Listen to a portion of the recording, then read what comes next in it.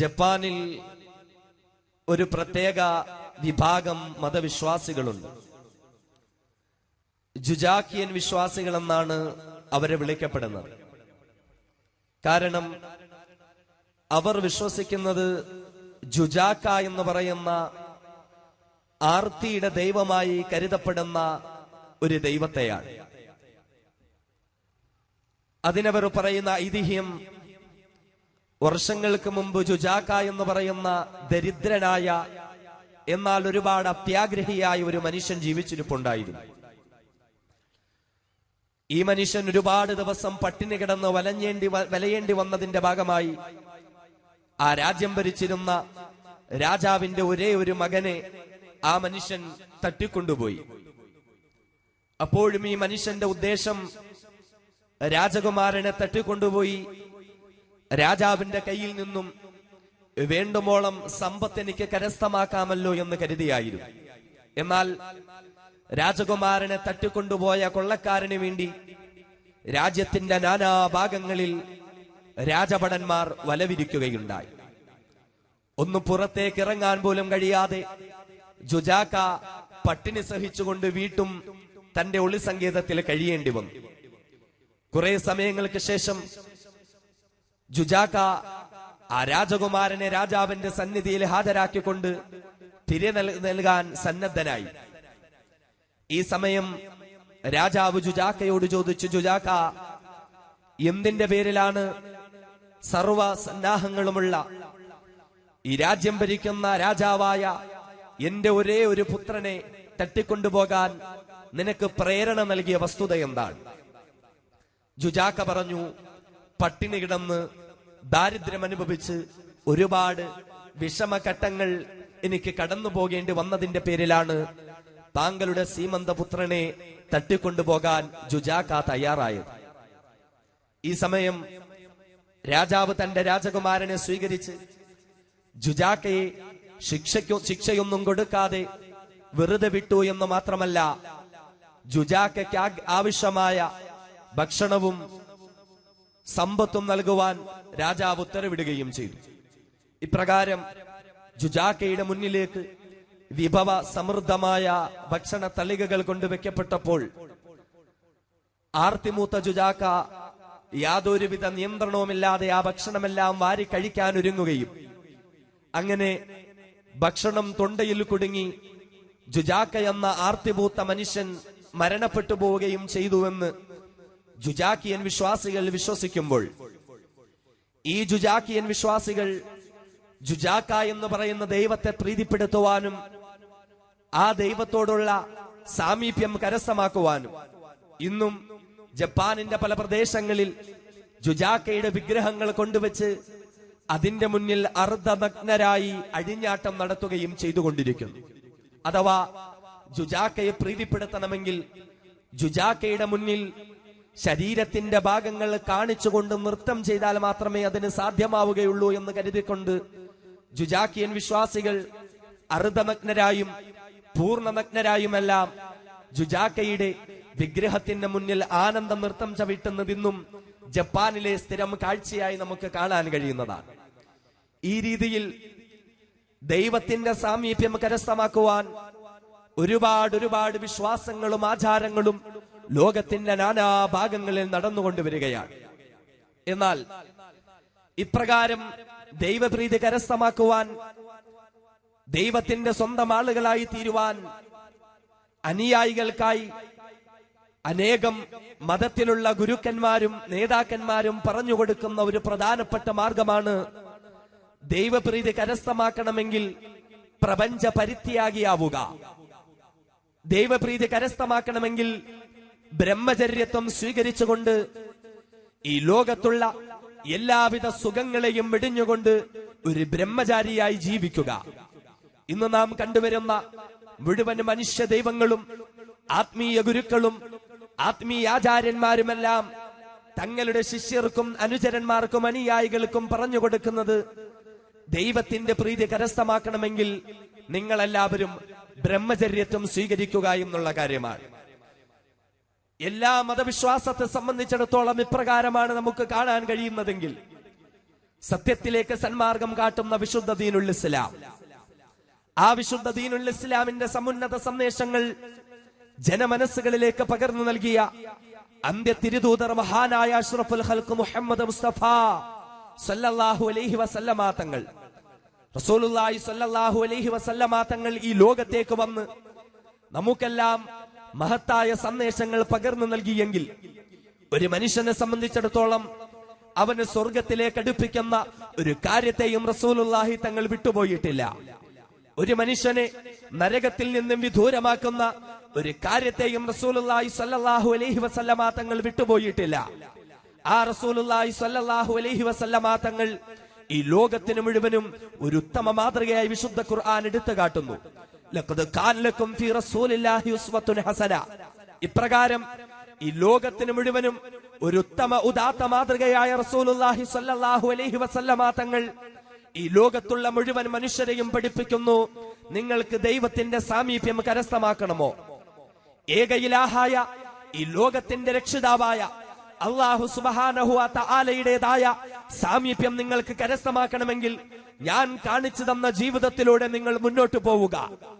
ആ റസൂലുള്ളാഹി സ്വല്ലല്ലാഹു അലൈഹി വസല്ലമ തങ്ങൾ കാണിച്ചു തന്ന ജീവിതത്തിന്റെ മഹത്തായ മാർഗം എന്താണ്? ഈ ലോകത്തുള്ള മുഴുവൻ നേതാക്കന്മാരുമെല്ലാം അറിയപ്പെടുന്നവരായ ആളുകൾ പറഞ്ഞു തന്നതുപോലെ ബ്രഹ്മചര്യം തത്വം സ്വീകരിച്ചുകൊണ്ട് പടച്ചവനുമായി സാമീപ്യം സിദ്ധിക്കാൻ അല്ലാഹുവിന്റെ റസൂല് പഠിപ്പിച്ചില്ല. പിന്നെയോ മഹാനായ അഷ്റഫുൽ ഖൽഖ് മുത്ത് മുഹമ്മദ് മുസ്തഫ സ്വല്ലല്ലാഹു അലൈഹി വസല്ലമ തങ്ങൾ നമ്മെ പഠിപ്പിച്ചതെന്താ? പടച്ചവനുമായി നിങ്ങൾക്ക് സാമീപ്യം കരസ്ഥമാക്കണോ? അല്ലാഹുവുമായി നിങ്ങൾക്ക് ബന്ധപ്പെടാൻ സാധിക്കണോ? നിങ്ങൾക്ക് സ്വർഗപ്രവേശനം കരസ്ഥമാക്കണോ? എങ്കിലോ അല്ലാഹുവിന്റെ റസൂൽ ദാ പഠിപ്പിക്കുന്നു, അന്നികാഹു മിൻ സുന്നതി ഫമൻ ലം യഅമൽ ബിസുന്നതി ഫലൈസ മിന്നീ.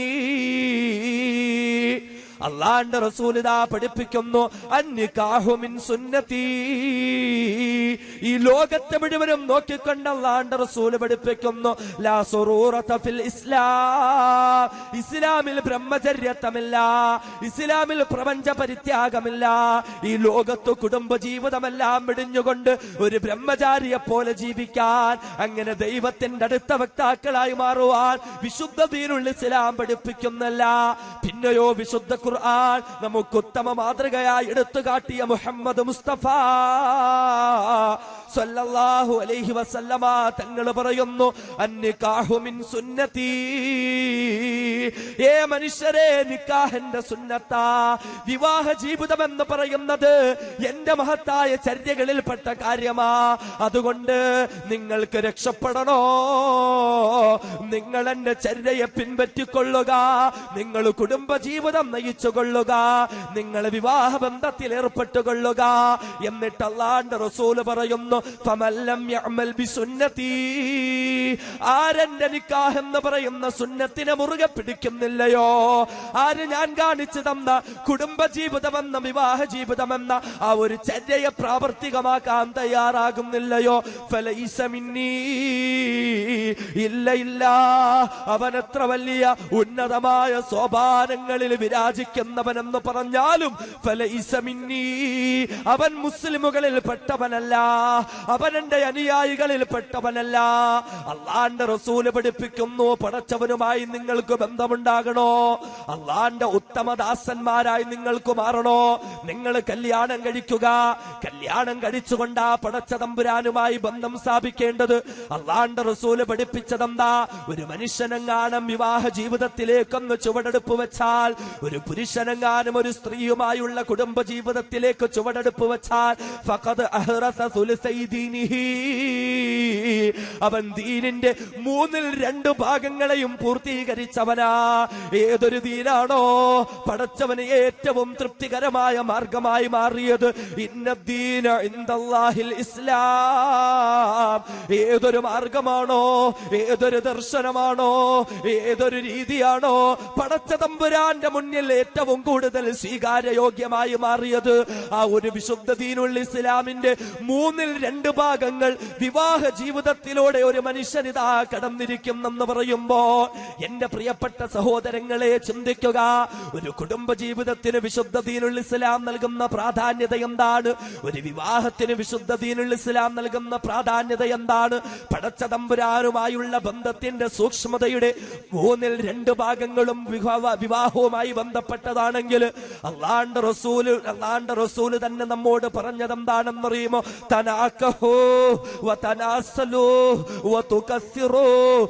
സഹോദരങ്ങളെ, സമുദായമേ, തനാക്കഹു, നിങ്ങൾ വിവാഹ ബന്ധത്തിൽ ഏർപ്പെടണേ. വിവാഹം കഴിക്കുക എന്ന് മാത്രമല്ല, വതനാസലു, ആ വിവാഹ ബന്ധത്തിലൂടെ സന്താനോൽപാദനവും നിങ്ങൾ നടത്തണേ എന്ന് മാത്രമല്ല, പേരിന് സന്താനങ്ങളല്ല, പിന്നെയോ വതുകസ്സിറു, ഒരുപാട് സന്താനങ്ങൾ നിങ്ങൾക്കുണ്ടാകട്ടെ. എന്നിട്ടോ അല്ലാഹുവിന്റെ റസൂൽ ദാ നമുക്ക് സന്തോഷ വാർത്ത അറിയിക്കുന്നു. നിങ്ങൾ കല്യാണം കഴിച്ചാൽ, ആ കല്യാണത്തിലൂടെ നിങ്ങൾ സന്തോൽപാദനം നടത്തിയാൽ, നിങ്ങൾക്ക് ഒരുപാട് സന്താനങ്ങൾ ഉണ്ടായി തീർന്നാൽ, ഫഇന്നി ഉബാഹിബുകുമുൽ ഉമമ യൗമൽ ഖിയാമത്തി ഹത്താ ബിസ്സഖത്ത്, നിങ്ങളിലൂടെ ഈ ലോകത്തേക്ക് പിറന്നു വീഴുന്നത് ഒരു ചാപിള്ളയാണെങ്കിലും ഒരു മാംസകട്ടയാണെങ്കിലും ശരി, നാളെയാ കാരണം കൊണ്ട് അല്ലാഹുവിന്റെ ദർബാറിൽ ഞാൻ അഭിമാനം കൊള്ളുന്നവനാണെന്ന് മഹാനായ അഷ്റഫുൽ ഖൽഖ് മുഹമ്മദ് മുസ്തഫ സ്വല്ലല്ലാഹു അലൈഹി വസല്ലമ തങ്ങൾ പഠിപ്പിച്ചെങ്കിൽ എന്റെ പ്രിയപ്പെട്ട സഹോദരങ്ങളെ ചിന്തിക്കുക.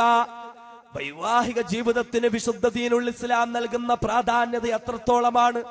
കല്യാണം കഴിച്ചുകൊണ്ടാ പടച്ചവനുമായി ബന്ധമുണ്ടാകേണ്ടത്. കുടുംബജീവിതം നയിച്ചുകൊണ്ടാ റസൂലുള്ളാഹി തങ്ങളുമായി ബന്ധം പുലർത്തേണ്ടത്. വിശുദ്ധ ദീനുൽ ഇസ്ലാം പഠിപ്പിക്കുന്നു. ലോകത്തുള്ള സർവ്വമതങ്ങളും സർവ്വമതാചാര്യന്മാരും ബ്രഹ്മചര്യത്വം സ്വീകരിച്ചുകൊണ്ടും പ്രപഞ്ച പരിത്യാഗികളായിക്കൊണ്ടുമെല്ലാം ഞങ്ങളെപ്പോലെ നിങ്ങൾ ദൈവസാമീപ്യം കരസ്ഥമാക്കുക എന്ന് പറയുമ്പോൾ അല്ലാഹുവിന്റെ റസൂൽ പറയുന്നു, അന്നിക്കാഹു മിൻ സുന്നതി, നിങ്ങൾ എന്നെ നോക്കുവിൻ, ഞാൻ കല്യാണം കഴിച്ചയാളാണ്, ഞാൻ കുടുംബജീവിതം നയിച്ചവരാണ്. കുടുംബജീവിതം നയിക്കൽ എന്റെ ചര്യയിൽപ്പെട്ടതാണ്. അങ്ങനെ നിങ്ങളും കുടുംബജീവിതം നയിക്കുക. കുടുംബജീവിതം നയിച്ചുകൊണ്ട് പടച്ച തമ്പുരാനുമായി ബന്ധം പുലർത്താൻ ശ്രമിക്കുക. വിവാഹം, കല്യാണത്തിന് വിശുദ്ധ ദീനുൽ ഇസ്ലാം നൽകുന്ന സ്ഥാനം ഇതാണ്. എന്നാൽ വിശുദ്ധ ദീനുൽ ഇസ്ലാം ഇത്രത്തോളം സ്ഥാനം ഒരു കല്യാണത്തിന് നൽകിയിട്ടുണ്ട് എങ്കിൽ കല്യാണത്തിന് മറ്റ് ഏത് ആദർശങ്ങളെക്കാട്ടിലും മറ്റ് ഏത് മതങ്ങളെക്കാട്ടിയും കല്യാണത്തിന് അതിൻ്റെതായ സ്ഥാനം വിശുദ്ധ ദീനുൽ ഇസ്ലാം നടത്തുന്നുണ്ട് എങ്കിൽ, ആ സ്ഥാനം കൽപ്പിക്കുന്നുണ്ട് എങ്കിൽ, എപ്രകാരം വിവാഹം നടത്താനാ വിശുദ്ധ ദീനുൽ ഇസ്ലാം പറഞ്ഞത്? അവിടെയാണ് നമ്മുടെ ചർച്ച. നമ്മളൊക്കെ കല്യാണത്തിന് ഇഷ്ടപ്പെടുന്നവരാ, നമ്മളൊക്കെ കല്യാണം കഴിച്ചവരുമാണ്, കല്യാണം കഴിക്കാൻ ആഗ്രഹമുള്ളവരുമാണ്. എന്നാൽ വൈവാഹിക ജീവിതത്തിന് പരമോന്നത സ്ഥാനം നൽകിയ വിശുദ്ധ ദീനുൽ ഇസ്ലാം പറഞ്ഞതുപോലെ കല്യാണം കഴിക്കാൻ നമുക്ക് പറ്റിയിട്ടുണ്ടോ? അവിടെയാണ് പ്രശ്നം ഉണ്ടാവുന്നത്. അവിടെയാണ് നമ്മളെല്ലാം വീണുപോകുന്നത്. കല്യാണത്തിലൂടെ പടച്ചവനുമായി ബന്ധപ്പെടാൻ റസൂലുള്ളാഹി തങ്ങൾ പറഞ്ഞിട്ടുണ്ട് എങ്കിൽ അതെപ്രകാരമായി തീരണമെന്നും പഠിപ്പിച്ചു മഹാനായ അഷ്റഫുൽ ഖൽഖ് മുഹമ്മദ് മുസ്തഫ സ്വല്ലല്ലാഹു അലൈഹി വസല്ലമ തങ്ങൾ. എപ്രകാരവുമായിരിക്കും അത് നമ്മൾ ചിന്തിക്കണം. ഞാൻ ഒരുപാട് മുഖവരയില്ലാതെ കാര്യത്തിലേക്ക് കടക്കുകയാണ്. നമ്മുടെയൊക്കെ ഇന്നിപ്പോ മുസ്ലിം സമുദായത്തെ സംബന്ധിച്ചിടത്തോളം ഒരു കല്യാണ ആലോചന വരുമ്പോ ആദ്യം നമ്മൾ നോക്കുന്ന എന്താ? നമ്മുടെ മകനോ നമ്മുടെ മകൾക്കോ ഒരു കല്യാണ ആലോചന, ഒരു കല്യാണം വേണം. ആദ്യം നമ്മൾ നോക്കുന്ന എന്താ? ഞാനിത് ഒരുപാട് നീട്ടിപ്പരത്തി പറയാൻ ഉദ്ദേശിക്കുന്നില്ല. നാം നമ്മുടെ നിക്കാഹിന്റെ സദസ്സുകളിലെല്ലാം നാം വളരെ ലാഘവത്തോടുകൂടി കാണുന്ന, എന്നാൽ വിശുദ്ധ ഇസ്ലാം വളരെ ഗൗരവത്തോടുകൂടി പറഞ്ഞു തന്ന ചില കാര്യങ്ങളെ ഞാൻ നിങ്ങളെ മുന്നിലേക്കൊന്ന് ഓർമ്മപ്പെടുത്തുകയാണ്. നമ്മുടെ എല്ലാം മനസ്സിൽ, നമ്മുടെ എല്ലാം കുടുംബങ്ങളിൽ ഒരു കല്യാണം വരുമ്പോ നമ്മുടെ മകനോ നമ്മുടെ മകൾക്കോ ഒരു നല്ല ഒരു ഇണയെ കണ്ടെത്താൻ നമ്മൾ ശ്രമിക്കുമ്പോൾ ആദ്യം നമ്മൾ നോക്കുന്ന എന്താ? നല്ല പണമുള്ള കുടുംബമാണോ? നല്ല സ്റ്റാൻഡേർഡ്സ് ഉള്ള കുടുംബമാണോ? നാലാളുടെ മുന്നിൽ നമുക്ക് കുടുംബത്തിന്റെ മഹിമ പറഞ്ഞുകൊണ്ട് ഞെളിഞ്ഞു നിൽക്കാൻ തക്ക തങ്ങത്വത്തിലുള്ള കുടുംബ പാരമ്പര്യമുള്ള കുടുംബമാണോ? ഇതേ നമുക്ക് നോട്ടുള്ളൂ. മനസ്സിലാക്കുക, ഇതുകൊണ്ട് മാത്രമാണ് മുസ്ലിം സമുദായത്തിൽ ഏറ്റവും കൂടുതൽ കുടുംബങ്ങൾ തകർന്ന് തരിപ്പണമായി തീർന്നത്. ഇത് ഞാൻ പറയുന്നതല്ല. ഇപ്രകാരമാണ് ഒരു കുടുംബ ജീവിതത്തിലേക്ക് അല്ലെങ്കിൽ ഒരു കല്യാണ ആലോചനയിലേക്ക് നമ്മൾ ചുവടെടുപ്പ് നടത്തുന്നതെങ്കിൽ ഒരുപാട് സങ്കീർണമായ പ്രശ്നങ്ങളുടെ മുന്നിലൂടെ നമുക്ക് കടന്നു നീങ്ങേണ്ടി വരും. ഒരുപാട് പ്രശ്നങ്ങൾക്ക് നമ്മൾ വശംവദരായി പോകുമെന്നാണ് മഹാനായ അഷ്റഫുൽ ഖൽഖ് മുഹമ്മദ് മുസ്തഫ സല്ലല്ലാഹു അലൈഹി വസല്ലമ തങ്ങൾ പറഞ്ഞത്. ഒരു കല്യാണം എന്ന് പറയുമ്പോൾ അതിന്റെ ഒന്നാമത്തെ ഘട്ടമായ വധൂവരന്മാരെ തെരഞ്ഞെടുക്കുമ്പോൾ പോലും അവിടെ വിശുദ്ധ ദീനുൽ ഇസ്ലാം പ്രശ്നങ്ങളിൽ നിന്നും പ്രയാസങ്ങളിൽ നിന്നും രക്ഷപ്പെടാൻ ഒരുപാട് മാർഗങ്ങൾ നമുക്ക് നിർദ്ദേശിച്ചു തരുന്നുണ്ട്. അത് നമ്മൾ സ്വീകരിക്കണം. നമ്മളല്ലാതെ വെറുതെ മുസ്ലിമാണ്, റസൂലുള്ളാഹി സ്വല്ലല്ലാഹു അലൈഹി വസല്ലമ തങ്ങളുടെ പേര് പറഞ്ഞ് ഒരു വിശുദ്ധ റബീഉൽ അവ്വൽ ആഗതമാകുമ്പോ 12 ദിവസം പച്ച തോരണങ്ങളും പച്ച ട്യൂബ് ലൈറ്റുകളും കെട്ടിയിട്ട് റബീഉൽ അവ്വൽ 12 ഒരു ലോറി പിടിച്ച് അതിലേക്ക് കുറെ ബോക്സുകളും കെട്ടിവെച്ച് പൊതുജനത്തിന് പോലും ബുദ്ധിമുട്ടുണ്ടാകുന്ന രീതിയിൽ മ്യൂസിക് ഉള്ള പാട്ടുമിട്ടുകൊണ്ട് നടുറോട്ടിലിട്ട് ഡപ്പാങ്കൂത്ത് കളിച്ചത് കൊണ്ട് അല്ലാഹുവിന്റെ റസൂലിനോടുള്ള സ്നേഹമാകുന്നില്ല. പിന്നെയോ മറിച്ച് നമ്മുടെ ദൈനംദിന ജീവിതത്തിൽ അഖില മേഖലകളിലും മഹാനായ റസൂലുള്ളാഹി തങ്ങൾ ഏതെല്ലാം കാര്യങ്ങളിൽ ശ്രദ്ധ കേന്ദ്രീകരിക്കാൻ പറഞ്ഞോ അക്കാര്യങ്ങളെല്ലാം പരിപൂർണമായും ശ്രദ്ധ കേന്ദ്രീകരിച്ചുകൊണ്ട് മാത്രമേ ഒരു മനുഷ്യനെ സംബന്ധിച്ചിടത്തോളം റസൂലുള്ളാഹി തങ്ങളെ ഏറ്റവും കൂടുതൽ സ്നേഹിക്കുന്നവര് എന്ന് അവകാശപ്പെടാൻ പറ്റുകയുള്ളൂ. ആ മഹാനായ അഷ്റഫുൽ ഖൽഖ് മുത്ത് മുഹമ്മദ് മുസ്തഫ സല്ലല്ലാഹു അലൈഹി വസല്ലമ തങ്ങൾ പഠിപ്പിച്ചു തരികയാണ്. എന്റെ പ്രിയപ്പെട്ട മാതാപിതാക്കളെ ശ്രദ്ധിച്ചുകൊള്ളുക. നിങ്ങളുടെ സുന്ദരിയായ പൊന്നുമോൾക്കൊരു വിവാഹമാലോചന നടത്തുമ്പോ ഏതൊക്കെ കാര്യങ്ങളിലാ ശ്രദ്ധിക്കേണ്ടത്? നമുക്കെല്ലാം ഇന്നൊരേ ഒരു കാര്യത്തിൽ മാത്രമേ ചിന്തയുള്ളൂ. പയ്യന് നല്ല ഉയർന്ന ശമ്പളം ഉണ്ടോ? പയ്യന് ഗൾഫിലാണോ ജോലിയുള്ളത്? പയ്യന് നല്ല ശമ്പളമുണ്ടോ? പയ്യന് നല്ല കാറുണ്ടോ? പയ്യന് നല്ല വീടുണ്ടോ? ഇത് മാത്രം മാനദണ്ഡമാക്കിക്കൊണ്ട് വിവാഹ ജീവിതത്തിലേക്ക് നമ്മുടെ പൊന്നുമോളെ നമ്മൾ പറഞ്ഞു വിടുമ്പോ ഒരുപാട് പ്രശ്നങ്ങളും ഒരുപാട് പ്രയാസങ്ങളും നമുക്ക് നേരിടേണ്ടി വരുന്നെങ്കിൽ അല്ലാഹുവിന്റെ റസൂല് പറയുന്നു ആ പ്രശ്നത്തിന്റെ പ്രധാനമായ കാരണം എന്തെന്നറിയുമോ? അല്ലാഹുവിന്റെ റസൂല് ആ പ്രശ്നത്തിന്റെ പ്രധാനപ്പെട്ട കാരണം പറഞ്ഞു തരികയാണ്. ഇദാ ഖതബ ഇലൈക്കും മൻ തർലൗന ദീനഹു വ ഖുലുഖാ. അല്ലാഹുവിന്റെ റസൂല് പറയുന്നു വിവാഹാലോചന നടത്തുമ്പോൾ നിന്റെ പൊന്നുമോൾക്കൊരു കല്യാണാലോചന വരുമ്പോ നീ ഒന്ന് നോക്കുക. ഇദാ ഖതബ ഇലൈക്കും മൻ തർലൗന ദീനഹു, ദീനിന്റെ കാര്യത്തിൽ പരിപൂർണ സംതൃപ്തനായ ഒരു ആൺകുട്ടി നിന്റെ മകളെ കല്യാണം കഴിക്കാൻ വരുന്നെങ്കിൽ അല്ലാഹുവുമായി പരിപൂർണമായി ബന്ധം പുലർത്തുന്ന, കൃത്യമായി നിസ്കരിക്കുന്ന, സുന്നത്തനുസരിക്കുന്ന, വിശുദ്ധ ദീനുൽ ഇസ്ലാമിന് വേണ്ടി പുണ്യപ്രവാദന പ്രചാരണ പ്രവർത്തനങ്ങളുമായി ബന്ധമുള്ള, വിശുദ്ധ ദീനുൽ ഇസ്ലാമിന് വേണ്ടിയുള്ള ആ രീതിയിലുള്ള പ്രതിരോധത്തിന്റെ പോരാട്ടങ്ങളുമായി ബന്ധം പുലർത്തുന്ന, യഥാർത്ഥ അഹ്ലുസ് സുന്നത്ത് വൽ ജമാഅത്തിന്റെ ആശയാദർശങ്ങളോട് ബന്ധം പുലർത്തുന്ന, തൗഹീദിൽ അടിസ്ഥാനമായുള്ള ഒരു ജീവിതം നയിക്കുന്ന, ദീനിന്റെ കാര്യത്തിൽ പരിപൂർണ സംതൃപ്തനായ ഒരു പയ്യൻ നിന്റെ മകളെ കല്യാണം കഴിക്കാൻ വന്നാൽ അതേ പടച്ച തമ്പുരാനുമായുള്ള ബന്ധം അവന് പരിപൂർണമായും സംതൃപ്തി ഉളവാക്കുന്ന ബന്ധമാണോ? ഒന്നാമതായി പടച്ചവനുമായുള്ള ബന്ധം നോക്കുക. രണ്ടാമത് അല്ലാഹുവിന്റെ റസൂല് പറയുന്നു വഖുലുഖഹു, സൃഷ്ടാവുമായുള്ള ബന്ധം മാത്രമല്ല പിന്നെയോ സൃഷ്ടികളുമായുള്ള അവന്റെ ബന്ധം എങ്ങനെയാ? അവന്റെ സ്വഭാവം എങ്ങനെയാ? സൽസ്വഭാവത്തിനുടമയാണോ? സൽസ്വഭാവത്തിനുടമയാണോ? എല്ലാവരുമായിട്ടുള്ള അവന്റെ ബന്ധം എങ്ങനെയാ? അവന്റെ കൂട്ടുകാരൊക്കെയാ? അവന്റെ വീട്ടുകാരുമായുള്ള ബന്ധം എങ്ങനെയാ? അവന്റെ നാട്ടുകാരുമായുള്ള ബന്ധം എങ്ങനെയാ? ഈ രണ്ട് കാര്യങ്ങളും തൃപ്തിയായ ഒരു നിലപാട് നിനക്ക് സ്വീകരിക്കാൻ പറ്റിയാൽ, ഈ രണ്ട് കാര്യങ്ങളിലും ആരിൽ നിന്നും തൃപ്തികരമായ ഒരു മറുപടി നിനക്ക് കിട്ടിയാൽ, പടച്ചവരുമായുള്ള ബന്ധം നിനക്ക് തൃപ്തി നൽകുന്ന ബന്ധമാണെങ്കിൽ, സൃഷ്ടികളുമായുള്ള ബന്ധം നിനക്ക് തൃപ്തി നൽകുന്ന ബന്ധമാണെങ്കിൽ, അല്ലാഹുവിന്റെ റസൂല് പറയുന്നു സമുദായമേ, അവിടെ നീ പണത്തിന്റെ പിന്നാലെ പരക്കമ്പായല്ലേ, അവിടെ നീ വിദ്യാഭ്യാസത്തിന്റെ പിന്നാലെ പരക്കമ്പായല്ലേ. പണമുണ്ടായാൽ മാത്രം മതി, കള്ളു കുടിച്ചാലും കുഴപ്പമില്ല, സിഗരറ്റ് വലിച്ചാലും കുഴപ്പമില്ല, താടി പഠിച്ചാലും മരിച്ചാലും കുഴപ്പമില്ല, ജുമഅക്ക് പോലും പള്ളിയിൽ കേറിയില്ല എങ്കിലും കുഴപ്പമില്ല, നല്ല ആഡംബരമായ കാറുകളുടെ ഉടമസ്ഥനാണോ, വലിയ കൊട്ടാര സമാനമായ വീടുകളുടെ ഉടമസ്ഥനാണോ, കാണാൻ നല്ല മൊഞ്ചുള്ള പയ്യനാണോ, അവന് വേണ്ടി തന്റെ പൊന്നുമോളെ തീരെഴുതി കൊടുക്കാൻ വെമ്പൽ കൊണ്ട് നിൽക്കുന്ന എന്റെ പ്രിയപ്പെട്ട സഹോദരങ്ങളെ അറിഞ്ഞുകൊള്ളുക. അള്ളാന്റെ റസൂല് പഠിപ്പിക്കുന്നത് എന്താ? അള്ളാഹുവുമായുള്ള ബന്ധത്തിൽ തൃപ്തനായ ഒരു പയ്യനെ കിട്ടിയാൽ, സൽസ്വഭാവത്തിനുടമയായ ഒരു പയ്യനെ കിട്ടിയാൽ, അവിടെ നീ വേറെ ഒന്നിന്റെയും പിന്നിൽ പരക്കം പായല്ലേ. ഫസൗവിജൂ ഫസൗവിജൂ ഫസൗവിജൂ, അവർക്ക് നീ നിങ്ങളുടെ മകളെ കല്യാണം കഴിച്ചു കൊടുക്കണേ. അങ്ങനെയുള്ള പയ്യന് നീ നിങ്ങളുടെ മകളെ കല്യാണം കഴിച്ചു കൊടുക്കണേ. ഇനി അങ്ങനെ ചെയ്യാൻ മനസ്സ് വരുന്നില്ല എങ്കിൽ ഇല്ലാ തഫ്അലൂ, അങ്ങനെ കൊടുക്കാൻ നിങ്ങൾക്ക് മനസ്സ് വരുന്നില്ല എങ്കിൽ, ദീൻ നോക്കി കല്യാണം കഴിച്ചു കൊടുക്കാൻ മനസ്സ് വരുന്നില്ല എങ്കിൽ, സൽസ്വഭാവം നോക്കി കല്യാണം കഴിച്ചു കൊടുക്കാൻ മനസ്സ് വരുന്നില്ല എങ്കിൽ, അല്ലാഹുവിന്റെ റസൂല് പറയുന്നു തകും ഫിത്നതും ഫിൽ അർളി വഫസാദുൻ കബീർ, ഈ ലോകം മുഴുവനും പ്രശ്നമായി തീരുന്നതാ. ഒരിക്കലും പരിഹരിക്കാൻ കഴിയാത്ത ഒരുപാട് പ്രശ്നങ്ങൾക്ക് കാരണമായി തീരുന്നതാ.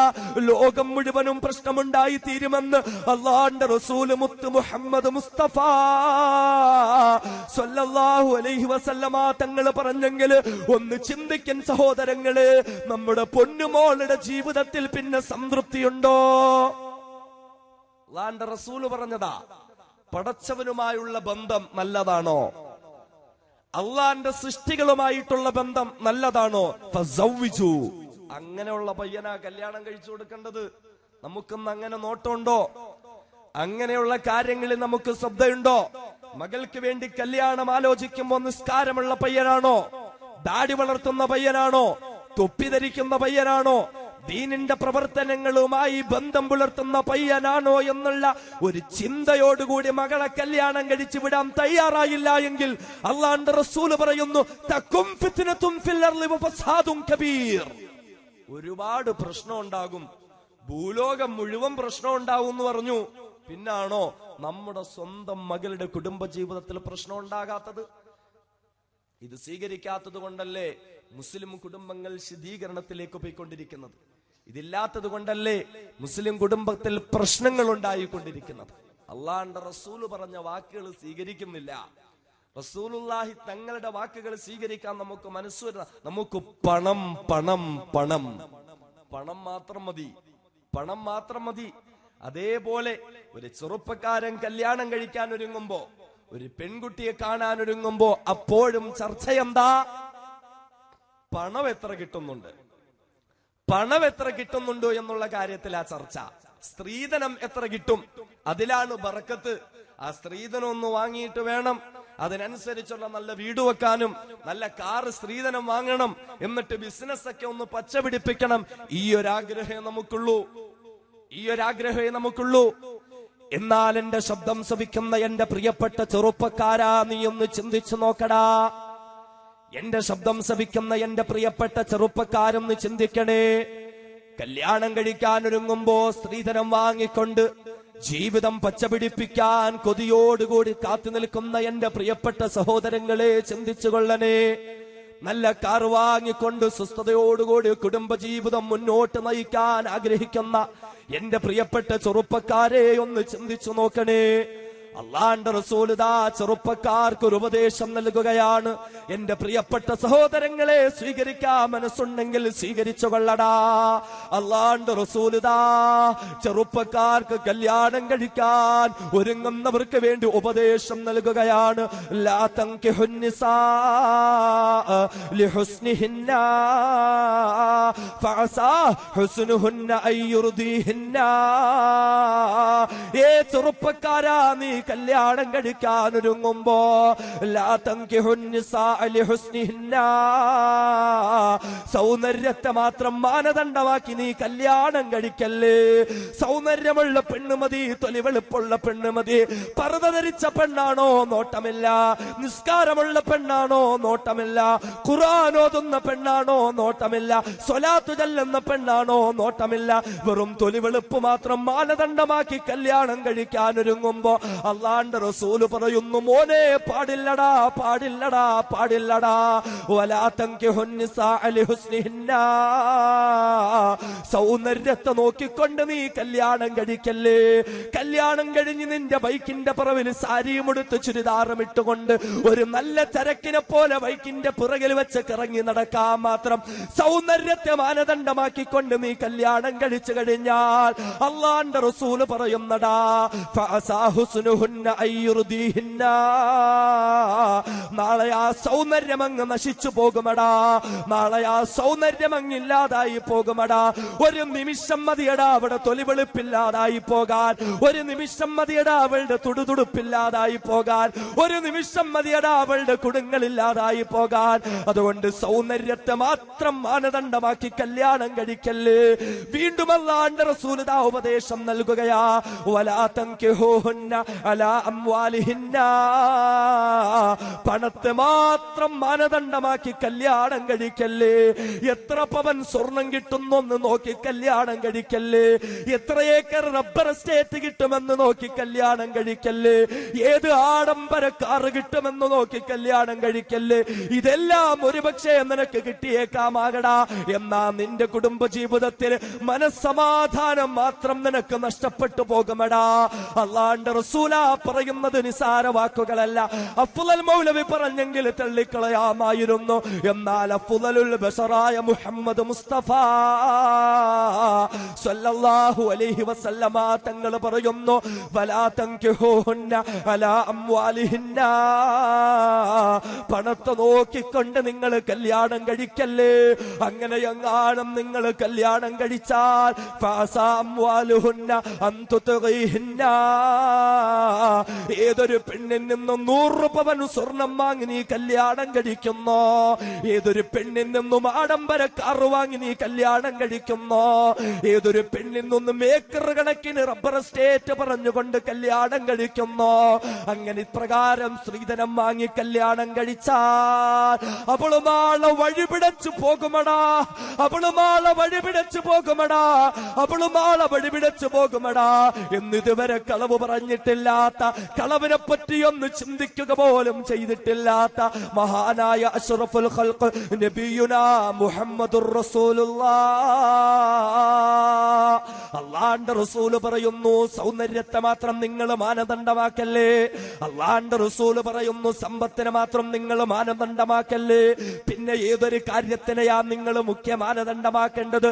പണത്തെ നോക്കണ്ട എന്നല്ല, സൗന്ദര്യത്തെ നോക്കണ്ട എന്നല്ല. എന്നാൽ ഏറ്റവും കൂടുതൽ പ്രാമുഖ്യം കൊടുക്കേണ്ട മാനദണ്ഡം ഏതാണെന്നറിയുമോ? നിനക്ക് സ്വസ്ഥമായ ഒരു ജീവിതം വേണോ? നിനക്ക് കുടുംബ ജീവിതത്തിലൂടെ പടച്ചവരുമായി ബന്ധം പുലർത്തണോ? അല്ലാഹുവിന്റെ റസൂൽ ദാ പറഞ്ഞു തരികയാ, ഫൻകിഹൂഹുന്ന അലദ്ദീൻ, ഏ ചെറുപ്പക്കാരാ, ദീൻ നോക്കിക്കൊണ്ട് കല്യാണം കഴിക്കടാ. പർദ്ദയിട്ട പെണ്ണിനെ അന്വേഷിച്ച് കല്യാണം കഴിക്കടാ, നിസ്കാരമുള്ള പെണ്ണിനെ അന്വേഷിച്ച് കല്യാണം കഴിക്കടാ, ഖുർആൻ ഓതുന്ന പെണ്ണിനെ അന്വേഷിച്ച് കല്യാണം കഴിക്കടാ, അല്ലാഹുവിനെ ഭയന്നുകൊണ്ട് ജീവിക്കുന്ന പെണ്ണിനെ അന്വേഷിച്ച് കല്യാണം കഴിക്കടാ. അല്ലാഹുവിന്റെ റസൂൽ അങ്ങനെയുള്ള പെണ്ണിന് കൊടുക്കുന്ന സ്ഥാനം എന്താണെന്നറിയുമോ? ഫലഅമതുൻ സൗദാഉ ഖർമാ, ചെറ്റക്കൂരയിൽ അടിമയെപ്പോലെ കഴിയുന്ന പെണ്ണായിരുന്നാലും, ചോർന്നലിക്കുന്ന ചെറ്റക്കൂരയിൽ കഴിയുന്ന പെണ്ണായിരുന്നാലും, സൗന്ദര്യമില്ലാതെ മുഖമെല്ലാം കറുത്ത് കരുവാളിച്ച പെണ്ണായിരുന്നാലും, ഏതു ദുനിയാവിന്റെ ന്യൂനതകളിൽ അവളുണ്ടെന്ന് പറഞ്ഞാലും അല്ലാഹുവിന്റെ റസൂല് പറയുന്നു, ദാത്തു ദീനിൻ അഫ്ളൽ, അവൾ ദീനുള്ള പെണ്ണാണോ, അവൾ അല്ലാഹുവുമായി ബന്ധമുള്ള പെണ്ണാണോ, അവളാണടാ ഏറ്റവും ശ്രേഷ്ഠയായ പെണ്ണ്. അല്ലാഹുവിന്റെ റസൂല് പറഞ്ഞു തരിക, കല്യാണം കഴിക്കാൻ ഏറ്റവും അനുയോജ്യയായ പെണ്ണ് സ്ത്രീധനം കൂടുതലേറുന്ന പെണ്ണല്ല, നല്ല തൊലിവെളുപ്പും കാണിച്ചുകൊണ്ട് അന്യന്റെ മുന്നിലൂടെ ബസ് സ്റ്റോപ്പിൽ ഒരു പെണ്ണിനെ കാണുമ്പോ ഒരാഗ്രഹം ഒന്ന് കല്യാണം കഴിക്കാൻ, വേറൊന്നും അറിയണ്ട അല്ലേ? കോളേജിൽ കൂടെ പഠിക്കുന്ന തൊലിവെളുപ്പുള്ള പെണ്ണിനെ കാണുമ്പോ ഒരാഗ്രഹം കല്യാണം കഴിക്കാൻ. എവിടെയെങ്കിലും സമ്മേളനങ്ങൾക്കോ കല്യാണങ്ങൾക്കോ മരുപ്പ് വീട്ടിലോ പോകുമ്പോ അവിടെ വെച്ചൊരു തൊലിവെളുപ്പുള്ള പെണ്ണിനെ കണ്ടാൽ ആഗ്രഹം കല്യാണം കഴിക്കാൻ. വേറൊന്നും അറിയണ്ട. കല്യാണം കഴിച്ച് 4 ആള് കാണുന്ന കൂട്ടത്തില് ബൈക്കിന്റെ പിറകില് ചുരിദാറ് വിട്ട് നാണമില്ലാതെ 2 സൈഡിലേക്കും കാലിട്ടുകൊണ്ട് പിന്നിലിരുത്തി കൊണ്ടുപോകാൻ വെറും ഒരു മാംസ കഷണം അല്ലേ? അത് മാത്രം മതി. അള്ളാന്റെ റസൂല് പറഞ്ഞു, അത് നിനക്ക് കിട്ടിയേക്കാം. ഒരുപക്ഷെ ഒരു തൊലിവെളുപ്പുള്ള ഒരു മാംസ കഷണത്തെ കിട്ടിയേക്കാം, നിനക്ക് നല്ല സ്ത്രീധനം കിട്ടിയേക്കാം, എന്നാ സമാധാനം നിനക്കില്ല. സമാധാനം വേണോ? സംതൃപ്തിയോടൊരു കുടുംബജീവിതം വേണോ? സന്തുഷ്ടകരമായ കുടുംബജീവിതം നയിക്കാനുള്ള സൗഭാഗ്യം വേണോ? അള്ളാന്റെ റസൂല് പറയുന്നു, ഫൻകിഹൂഹുന്ന അലദ്ദീൻ. ദീൻ നോക്കിക്കൊണ്ട് കല്യാണം കഴിക്കണോ? പർദ്ദയിട്ടപ്പെട്ട് അന്യന്റെ മുന്നിലൂടെ നടക്കുമ്പോഴും പരിപൂർണമായും വിശുദ്ധ ദീനുൽ ഇസ്ലാം നിഷ്കർഷിക്കുന്നതായ പർദ്ദ ധരിച്ച് നടക്കുന്ന പെണ്ണ്, അങ്ങനെ ഒരു പെണ്ണിനെ എനിക്ക് കിട്ടുമോ എന്നാ ആലോചിക്കേണ്ടത്. പണത്തിന്റെ പിന്നാലെ ഓടല്ലേ, സ്ത്രീധനത്തിന്റെ പിന്നാലെ ഓടല്ലേ. ഈ ഒന്നുമല്ല. ദുനിയാവിലെ ഏറ്റവും വിലപിടിപ്പുള്ള സ്വത്തേതാ? ദുനിയാവിലെ ഏറ്റവും വിലപിടിപ്പുള്ള മുത്തേതാ? ഗോമേതകമല്ല, കോഹിനൂറല്ല, വൈരമല്ല, വൈഡൂര്യമല്ല. അല്ലാഹുവിന്റെ റസൂല് പറയുന്നു, അദ്ദുനിയാ കുല്ലുഹാ മതാ. ദുനിയാവ് മുഴുവനും വിലപിടിപ്പുള്ള വസ്തുക്കളാ. വഖൈറു മതാഇദ് ദുനിയാ, അതിൽ ഏറ്റവും വിലപിടിപ്പുള്ള വസ്തു അൽ മർഅതു സ്വാലിഹ, സദ്വൃത്തയായ പെണ്ണ. കല്യാണത്തിലൂടെ അള്ളാന്റെ റസൂല് പറഞ്ഞ ദുനിയാവില് ഏറ്റവും കൂടുതൽ വിലപിടിപ്പുള്ള ആ മുത്തിനെ നേടിയെടുക്കാനാ ശ്രമിക്കേണ്ടത്. ഇന്നിപ്പോ സ്ത്രീധനം എത്രയും കൂടുന്നു അതിനനുസരിച്ച് സ്റ്റാറ്റസാ.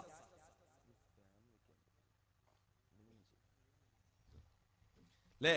സ്ത്രീധനം എത്രയും കൂടുന്നോ അതിനനുസരിച്ച് സ്റ്റാറ്റസും കൂടുക.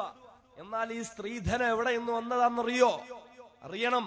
മഹാനായ മൻസൂർ നുഅ്മാനി റഹ്മത്തുള്ളാഹി തആല അലൈഹി, അല്ലാഹു തആല മഹാനവർകളുടെ ഖബറിടത്തെ വിശാലമാക്കി കൊടുക്കുമാറാകട്ടെ. മഹാനവർകൾ ഒരു കിതാബിൽ വ്യക്തമായി രേഖപ്പെടുത്തുന്നു, സ്ത്രീധനം എന്ന് പറയുന്ന അനാചാരം എവിടെ നിന്ന് തുടങ്ങിയതാ? ഇന്ത്യ രാജ്യം ഭരിച്ചുകൊണ്ടിരുന്ന ബ്രിട്ടീഷുകാർക്ക് ഇവിടുത്തെ സുന്ദരികളായ കുലീനകളായ പെണ്ണുങ്ങളെ കണ്ടപ്പോ മോഹം ഉണ്ടായി. അങ്ങനെ പലരും പണം കൊടുത്ത് പലരെയും സ്വാധീനിച്ചു തങ്ങളുടെ ശാരീരികേച്ഛ പൂർത്തീകരിക്കാൻ.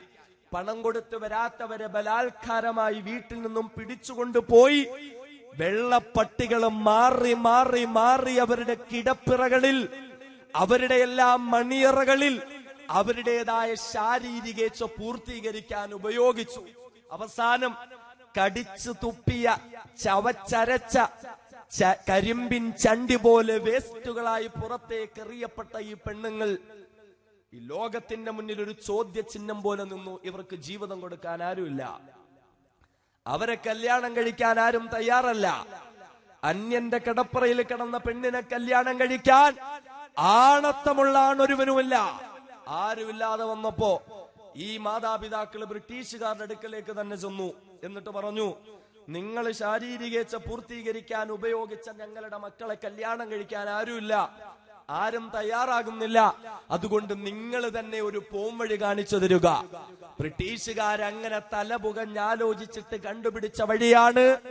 ആ മാതാപിതാക്കളെ വിളിച്ചിട്ട് പറഞ്ഞു, ബ്രിട്ടീഷുകാര് മാറി മാറി കിടപ്പറകളിൽ ഉപയോഗിച്ച മാനം നഷ്ടപ്പെട്ട പാതിവൃത്യം നഷ്ടമായ പെണ്ണിനെ കല്യാണം കഴിക്കാൻ ഒരുക്കമുള്ള ചെറുപ്പക്കാരെ വിളിച്ചുകൊണ്ടുവരിക.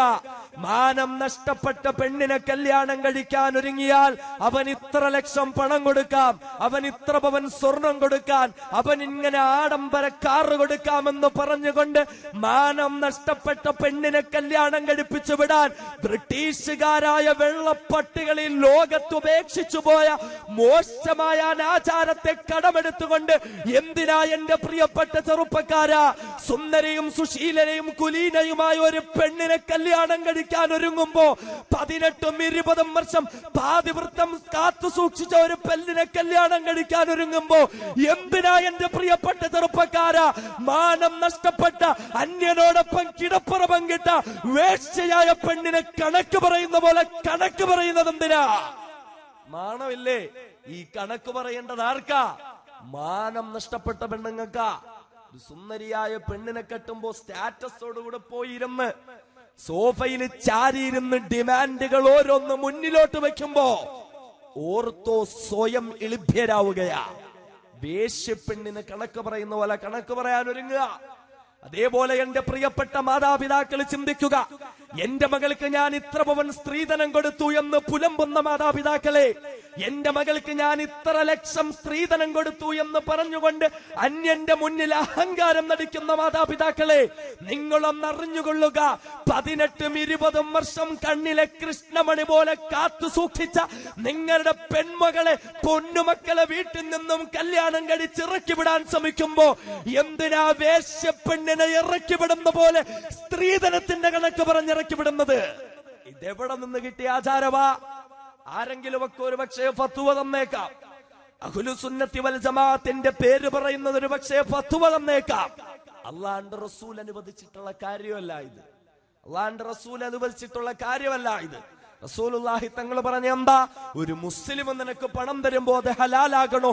ഇല്ലാ ബിത്വയ്ബിൻ മിൻ നഫ്സിഹി. സ്വന്തം ഇഷ്ടത്തോടെ തരുന്നോ അത് മാത്രമേ സ്വീകരിക്കാൻ പറ്റൂ. സ്വന്തം ഇഷ്ടത്തോടെ തന്നാ സ്വീകരിച്ചോ.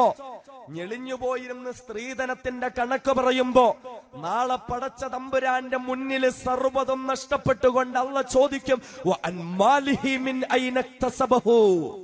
എവിടെ നിന്നാ പണം ഉണ്ടാക്കിയതെന്ന്.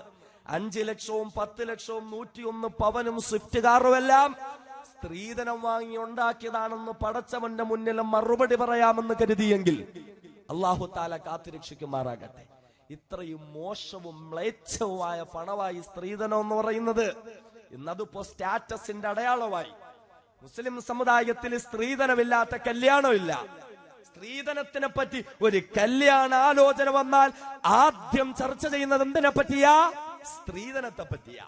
ഏറ്റവും വലിയ ചർച്ച സ്ത്രീധനത്തെ പറ്റിയാ. ഹാജിയാർക്കും മൊയ്ലിയാർക്കും എല്ലാവർക്കും ചർച്ച എന്താ? സ്ത്രീധനത്തെ പറ്റിയാ, സ്ത്രീധനത്തെ പറ്റിയാ. എന്നാൽ അറിയുമോ, ഒരു കല്യാണ സദസ്സിൽ ഏറ്റവും കൂടുതൽ ചർച്ച ചെയ്യേണ്ട വിഷയം എന്താ? അല്ലാഹുവിന്റെ റസൂല് പഠിപ്പിക്കുന്നു, സ്ത്രീധനമല്ല, അച്ചാരമല്ല, സ്വർണത്തിന്റെ കണക്കല്ല. പിന്നെയോ എന്റെ പ്രിയപ്പെട്ട സഹോദരങ്ങളെ, സഹോദരിമാരെ, ചിന്തിച്ചു കൊള്ളുക.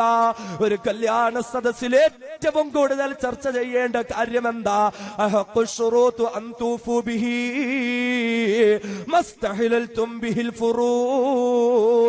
ഒരു കല്യാണ സദസ്സിൽ ഏറ്റവും കൂടുതൽ ചർച്ച ചെയ്യപ്പെടേണ്ടത് ഒരു പെണ്ണിന്റെ ശരീരം ഒരാണിന് കീഴ്പ്പെടുത്തി കൊടുക്കുന്നതിന് എത്ര മഹറാബൻ കൊടുക്കുന്നതെന്നുള്ള കാര്യത്തെ പറ്റിയാ ചർച്ച ചെയ്യേണ്ടത്. റസൂൽ പറയുന്നു, ചർച്ച ചെയ്യാൻ ഏറ്റവും കൂടുതൽ അനുയോജ്യമായ ഒരു കാര്യം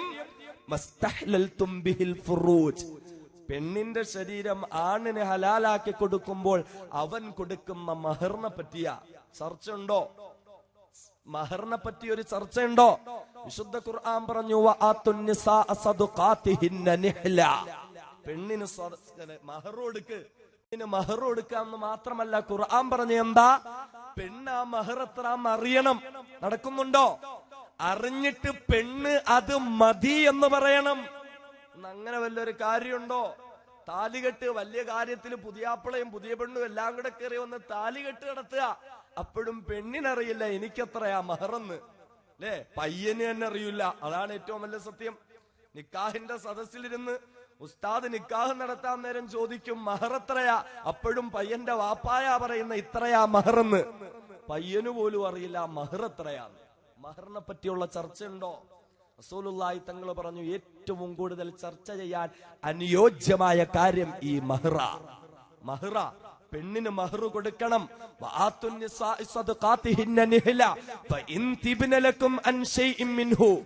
അതിൽ നിന്ന് എന്തെങ്കിലും അവള് മതി, എനിക്ക് ഇത്രയും മതി എന്ന് പറഞ്ഞ് എന്തെങ്കിലും തിരിച്ചു തന്നാൽ ഓക്കെ. അതല്ല ഇനിയും വേണമെന്ന് പറഞ്ഞാൽ പെണ്ണ് തൃപ്തിപ്പെടുന്ന മഹർ കൊടുക്കണം. ചിന്തിച്ചേ, നമ്മുടെ അവസ്ഥയൊന്ന് ചിന്തിച്ചേ എന്ന് മാത്രമല്ല, ഇനി മഹർ കൊടുക്കാൻ വയ്യ. ഇന്നിപ്പം മഹർ കൊടുക്കുന്ന എങ്ങനെയാ? ഒരു 10 ലക്ഷം ഒരു ഒടുക്കത്തെ സ്ത്രീധനം ലേലം വിളിച്ച് ഉറപ്പിക്കും. ഒരു സ്ത്രീധനം എങ്ങനെയെങ്കിലും അങ്ങ് ഉറപ്പിക്കും. ലേലം വിളിയാ നടക്കുന്ന, ലേലം വിളി. ബ്രോക്കർ ഇവിടുന്ന് അങ്ങോട്ടോടും അവിടുന്ന് ഇങ്ങോട്ടോടും, അതിനുവേണ്ടി ഫോൺ കോളാണ്. അവസാനം ലേലം വിളിച്ച് ഉറപ്പിച്ചു ഒരു 10 ലക്ഷം രൂപ പലചരക്ക് നടത്തുന്ന പയ്യന് വേണ്ടി. 10 ലക്ഷം രൂപ, 50 പവൻ, ഏതെങ്കിലും ഒരു ഉയർന്ന കാറ്, ഇത്ര എസ്റ്റേറ്റ്, എല്ലാം ഇങ്ങനെ പറഞ്ഞ് ലേലം വിളിച്ച് ഉറപ്പിച്ചു. എന്നിട്ട് മഹറെന്താ? ഈ 10 ലക്ഷം അങ്ങോട്ട് കൊടുക്കുമ്പോ അതിൽ നിന്നൊരു 20,000 രൂപ എടുത്തിട്ട് ഒരു മഹർ അങ്ങോട്ട് ഇട്ട് കൊടുക്കും.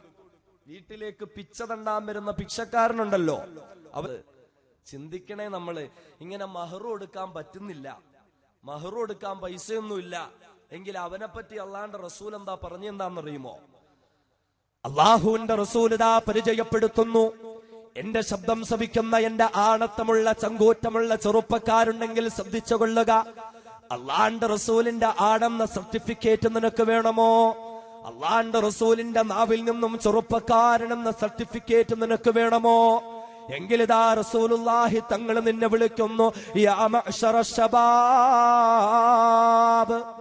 അള്ളാന്റെ റസൂല് വിളിക്കുന്നു, ചെറുപ്പക്കാരെ, ചെറുപ്പക്കാരെ, ചെറുപ്പക്കാരെ ശ്രദ്ധിച്ചു കൊള്ളണേ. യാ മഅ്ശറ ശബാബ് മൻ ഇസ്തതാഅ മിൻകുമുൽ ബാഅത ഫൽയതസവ്വജ്. ഒരു പെണ്ണിനൊക്കെ മഹർ കൊടുത്ത് കല്യാണം കഴിച്ച് അവൾക്ക് ചെലവ് കൊടുക്കാൻ ആർക്കൊക്കെ കഴിവുണ്ടോ അവർ കല്യാണം കഴിച്ചു കൊള്ളുക. ആരുടെ കാര്യമാ പറയുന്നത്? ജോലിയും കൂലിയുമില്ലാതെ തേരാപ്പാരാ കറങ്ങി നടക്കുന്നവന്റെ കാര്യമല്ല. 1.5 വർഷം ദുബായിൽ നിന്നിട്ട് അറബിയുടെ ചെറുപ്പേറും കൊണ്ട് നാട്ടിലേക്ക് മടങ്ങി വന്നിട്ട് ഗൾഫുകാരനെന്ന് പറഞ്ഞ് ലക്ഷങ്ങളുടെ കോടികളുടെ കണക്ക് പറഞ്ഞ് കല്യാണം നടത്തുന്നവനല്ല. അള്ളാന്റെ റസൂല് പറയുന്നു, നിനക്കൊരു പെണ്ണിനക്ക് മഹർ കൊടുത്ത് കല്യാണം കഴിക്കാൻ പറ്റുമോ? കല്യാണം കഴിച്ച് അവൾക്ക് അവളുടെ കയ്യിൽ നിന്ന് പണം വാങ്ങാതെ ചെലവ് കൊടുക്കാൻ നിങ്ങൾക്ക് പറ്റുമോ? മനിസ്തതാഅ മിൻകുമുൽ ബാഅത ഫൽയതസവ്വജ്. അവൻ കല്യാണം കഴിച്ചു കൊള്ളട്ടെ. അവനാ കല്യാണം കഴിക്കാൻ അള്ളാന്റെ റസൂല് പറഞ്ഞത്. എന്നിട്ടോ അള്ളാന്റെ റസൂല് പറയുന്നു, ഫഇല്ലം യസ്തതിഅ ഫഅലൈഹി ബിസ്സൗം. ഇനി മഹർ കൊടുക്കാൻ ഒരുവന് കഴിവില്ലയോ, ഒരു പെണ്ണിനെ പോറ്റാൻ ഒരുക്ക് കഴിവില്ലയോ, അങ്ങനെ കഴിവില്ലാത്തവൻ നോമ്പ് പിടിച്ചുകൊണ്ട് തന്റെ ശരീരത്തിന്റെ ഇച്ഛ പൂർത്തീകരിച്ചു കൊള്ളട്ടെ എന്ന് മഹാനായ മുഹമ്മദ് മുസ്തഫ സല്ലല്ലാഹു അലൈഹി വസല്ലം. മഹർ കൊടുക്കാൻ പറ്റുന്നില്ല, പെണ്ണിന് ചെലവ് കൊടുത്ത് സ്വന്തം ചെലവിൽ വളർത്തിക്കൊണ്ടുവരാൻ പറ്റുന്നില്ല എങ്കിലോ വല്ല പള്ളിയുടെ മൂലയ്ക്കും പോയി നോമ്പും പിടിച്ച് കഴിഞ്ഞുകൂടുക എന്ന് റസൂലുള്ളാഹി തങ്ങൾ. വിശുദ്ധ ഖുർആൻ പറഞ്ഞ എന്താ? ഇത് അള്ളാന്റെ റസൂല് പറഞ്ഞതാ. വിശുദ്ധ ഖുർആൻ പറഞ്ഞ എന്താ? അല്ലാഹു തആല പറയുകയാണ്, فمن لم يستطع منكم طولا أن ينكح المحسنات فمما ملكت أيمانكم من فتياتكم المؤمنات. അള്ളാന്റെ വിശുദ്ധ ഖുർആൻ പറയുന്നു, മഹർ കൊടുത്ത് കല്യാണം കഴിക്കാൻ കെൽപ്പില്ലയോ? കല്യാണത്തിനൊരു പെണ്ണ് ആവശ്യപ്പെടുന്ന മഹർ കൊടുക്കാൻ പറ്റുന്നില്ലയോ? അങ്ങനെ പറ്റുന്നില്ല എങ്കിലോ അടിമ പെണ്ണുങ്ങളെ കിട്ടുമോ എന്നാലോചിച്ചുകൊണ്ട് നീ കഴിഞ്ഞുകൂടുക. അള്ളാന്റെ ഖുർആൻ പറഞ്ഞു, മഹർ കൊടുക്കാൻ പറ്റുന്നില്ലെങ്കിൽ വല്ല അടിമ പെണ്ണുകളുമായി നിങ്ങൾ ബന്ധം പുലർത്തി തൽക്കാലം അഡ്ജസ്റ്റ് ചെയ്തോ. അന്ന് അടിമ പെണ്ണുങ്ങളുണ്ടായിരുന്നു, ഇന്ന് അതുമില്ല. ചുരുക്കി പറഞ്ഞാൽ മഹർ അങ്ങോട്ട് കൊടുക്കാൻ പറ്റുന്നില്ല എങ്കിൽ, സ്വന്തം കാലിൽ നിന്നുകൊണ്ട് ഒരു പെണ്ണിനെ പോറ്റി വളർത്താൻ പറ്റുന്നില്ല എങ്കിൽ അവൻ പിന്നെ കല്യാണം കഴിക്കേ വേണ്ട. വിശുദ്ധ ദീനുൽ ഇസ്ലാം പറയുന്ന കാര്യവാ. ചിന്തിക്കണേ, നമുക്കിതൊക്കെ ഉൾക്കൊള്ളാൻ പറ്റുന്നുണ്ടോ? കല്യാണത്തിന് ഏറ്റവും കൂടുതൽ സ്ഥാനം നൽകിയ വിശുദ്ധ ദീനുൽ ഇസ്ലാമിന്റെ വക്താക്കളായ നമുക്ക് ഇങ്ങനൊരു കാര്യം അറിയാൻ ശ്രമിച്ചിട്ടുണ്ടോ? നമുക്ക് ഒന്നും കാര്യമില്ല. ഇന്നിപ്പോ എന്തായി, മഹല്ലുകൾ പോലും അതിനൊക്കെ അനുയോജ്യമായി തീർന്നിരിക്കുക. ഓരോ മഹല്ലുകളിൽ ചെല്ലുമ്പോ, പണ്ടൊക്കെ മഹല്ലുകളിലേക്കുമ്പോ വലിയ ബോർഡുണ്ടാവും, ജനലിൽ കൂടെ തുപ്പര്, മൊബൈൽ ഓഫ് ചെയ്യണം, വസ്ത്രം ചെയ്യുകയാണെങ്കിൽ താഴെ പോവരുത്, അത് ഇത്. ഇന്നിപ്പോ അതൊന്നും കല്ലാതെ വലിയ ബോക്സിനകത്തിട്ട് വലിയ കാര്യങ്ങൾ എഴുതിയിട്ടുണ്ട്. അച്ചാരത്തിന് 2 ദിവസം മുമ്പേ അറിയിക്കണം, അല്ലേ? അച്ചാരത്തിന് 2 ദിവസം മുമ്പേ കമ്മിറ്റിയെ കണ്ട് ഉസ്താദിനെ ബുക്ക് ചെയ്യണം. അച്ചാരത്തിന് ഉസ്താദ് വന്നില്ലെങ്കിൽ സ്വഹീഹാവൂലല്ലോ. സ്ത്രീധനത്തിന്റെ 2.5% പള്ളിക്ക് കൊടുക്കണം. ശുദ്ധ ഖുർആൻ പറഞ്ഞു, ഖുദ് മിൻ അംവാലിഹിം സദഖതൻ തുതഹിറുഹും വതുസക്കീഹിം ബിഹാ. നബിയെ, അവരുടെ പണത്തിൽ നിന്ന് താങ്കൾ സക്കാത്ത് വാങ്ങുക. എന്തിനാ? ആ സക്കാത്ത് വാങ്ങിയിട്ട് വേണം അവരുടെ സമ്പാദ്യത്തെ, ആ 2.5% സക്കാത്ത് വാങ്ങിയിട്ട് വേണം ആ പണം, ബാക്കിയുള്ള പണമൊക്കെ ശുദ്ധമാകാൻ എന്ന് പറയുന്ന ഇപ്പൊ മഹല്ല് ഭാരവാഹികളും കണ്ടുപിടിച്ച പരിപാടി എന്താ? സ്ത്രീധനം എന്ന് പറയുന്ന മോശമായ മ്ലേച്ഛമായ കാര്യത്തെ ഹലാലാക്കുവാനും ദീനുമായി യാതൊരുവിധ ബന്ധമില്ലാത്ത കാര്യത്തിന് ദീനിന്റേതായ സർട്ടിഫിക്കറ്റ് കൊടുത്ത് സ്റ്റിക്കർ പതിച്ചെടുക്കുവാനും പള്ളിക്ക് വേണ്ടി ഒരു വിഹിതം കൊടുക്കുക, എന്നിട്ട് അതിനെ അങ്ങ് ഹലാലാക്കി മാറ്റുക. ഇതൊന്നും വിശുദ്ധ ദീനുൽ ഇസ്ലാം പഠിപ്പിച്ചില്ല. സ്ത്രീധനം അനിസ്ലാമികമാണ്. ഇസ്ലാം പറയുന്നത് സ്ത്രീയാണ് ദുനിയാവിലെ ഏറ്റവും വലിയ ധനം. അതുകൊണ്ട് എന്റെ പ്രിയപ്പെട്ട ചെറുപ്പക്കാരോട് എനിക്ക് പറയാനുള്ളത്, കല്യാണം കഴിക്കാൻ ഒരുങ്ങുമ്പോൾ സ്ത്രീധനം 5 പൈസ നയാ പൈസ ആവശ്യമില്ലാതെ അന്തസ്സോടുകൂടി ഒരാൺകുട്ടിയെ പോലെ അങ്ങോട്ട് മഹർ കൊടുത്തുകൊണ്ട് ഒരു പെണ്ണിനെ സ്വന്തമാക്കാൻ ശ്രമിക്കുക. അല്ലാഹു തആല അങ്ങനെയുള്ള ചങ്കൂറ്റമുള്ള ആൺകുട്ടികളുടെ കൂട്ടത്തിൽ നമ്മളെ ഓരോരുത്തരെയും ഉൾപ്പെടുത്തി അനുഗ്രഹിക്കുമാറാകട്ടെ. ഈ രീതിയിലാണ് മുസ്ലിം സമുദായത്തിലെ കുടുംബത്തിന്റെ കാര്യങ്ങൾ മുന്നോട്ട് പോയിക്കൊണ്ടിരിക്കുന്നത്. സ്ത്രീധനം, അനിസ്ലാമികമായ സ്ത്രീധനത്തിന് സ്ഥാനം കൊടുക്കുക. അത് മാറ്റി ഇപ്പൊ അച്ചാരം, പയ്യന് മാലയിടണം, പയ്യന് സ്വർണ്ണ വിട്ടുകൊടുക്കണം, റാഡോ വാച്ച് കൊടുക്കണം, അല്ലേ? അച്ചാരത്തിന് വേണ്ടി കണക്ക് പറയുമ്പോ ഓർത്തോ, പുരുഷന്മാര് സ്വർണം ധരിക്കുന്നത് വിശുദ്ധ ദീനുൽ ഇസ്ലാം അനുവദിച്ചിട്ടില്ല എന്ന് മാത്രമല്ല, അള്ളാന്റെ റസൂൽ അപ്രകാരമാങ്ങാണം സ്വർണം കയ്യിൽ വാങ്ങുവാൻ ഏതെങ്കിലും ഒരു പുരുഷൻ ആഗ്രഹിക്കുന്നെങ്കിൽ അള്ളാന്റെ റസൂല് പറഞ്ഞത്, നരകത്തിന്റെ തീക്കട്ടയെടുത്ത് കയ്യിൽ പിടിക്കുവാൻ നിങ്ങൾ ആഗ്രഹിക്കുന്നോ എന്നാണ്.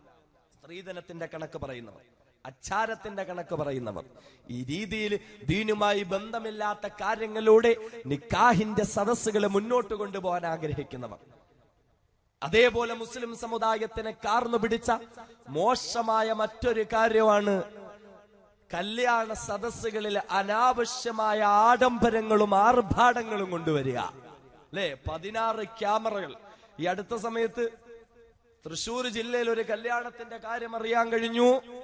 കല്യാണത്തിന് വേണ്ടി മാത്രം കാറ്ററിംഗ് സർവീസ് 45 ലക്ഷം രൂപ, ഫോട്ടോയ്ക്ക് 2 ലക്ഷം രൂപ, ക്യാമറ വീഡിയോ ഇല്ല, ഫോട്ടോയ്ക്ക് മാത്രം 2 ലക്ഷം രൂപ. 2 ലക്ഷം രൂപ. എന്നിട്ട് എന്താണെന്നറിയോ പരിപാടി? ഇതെല്ലാം ഉണ്ട്, വീഡിയോയും ക്യാമറയും എല്ലാം ഉണ്ട്. എന്നിട്ട് ഏറ്റവും അവസാനം ബറക്കത്തിന് വേണ്ടി മലപ്പുറം ഭാഗത്ത് നിന്ന് ഏതെങ്കിലും പാവപ്പെട്ട തങ്ങന്മാരെ കൊണ്ടുവരിക, ദുആ ചെയ്യിപ്പിക്കുക ബറക്കത്തിന്. അത് ബറക്കത്തിനും വേണ്ടി കിട്ടും. കല്യാണ സദസ്സിലെ ആർഭാടങ്ങള്, കല്യാണ സദസ്സുകളെ ഗാനമേളയാക്കല്. എന്നാൽ എന്റെ പ്രിയപ്പെട്ട സഹോദരങ്ങള്, അള്ളാന്റെ വിശുദ്ധ ദീനുൽ ഇസ്ലാം പറഞ്ഞതെന്താണ്?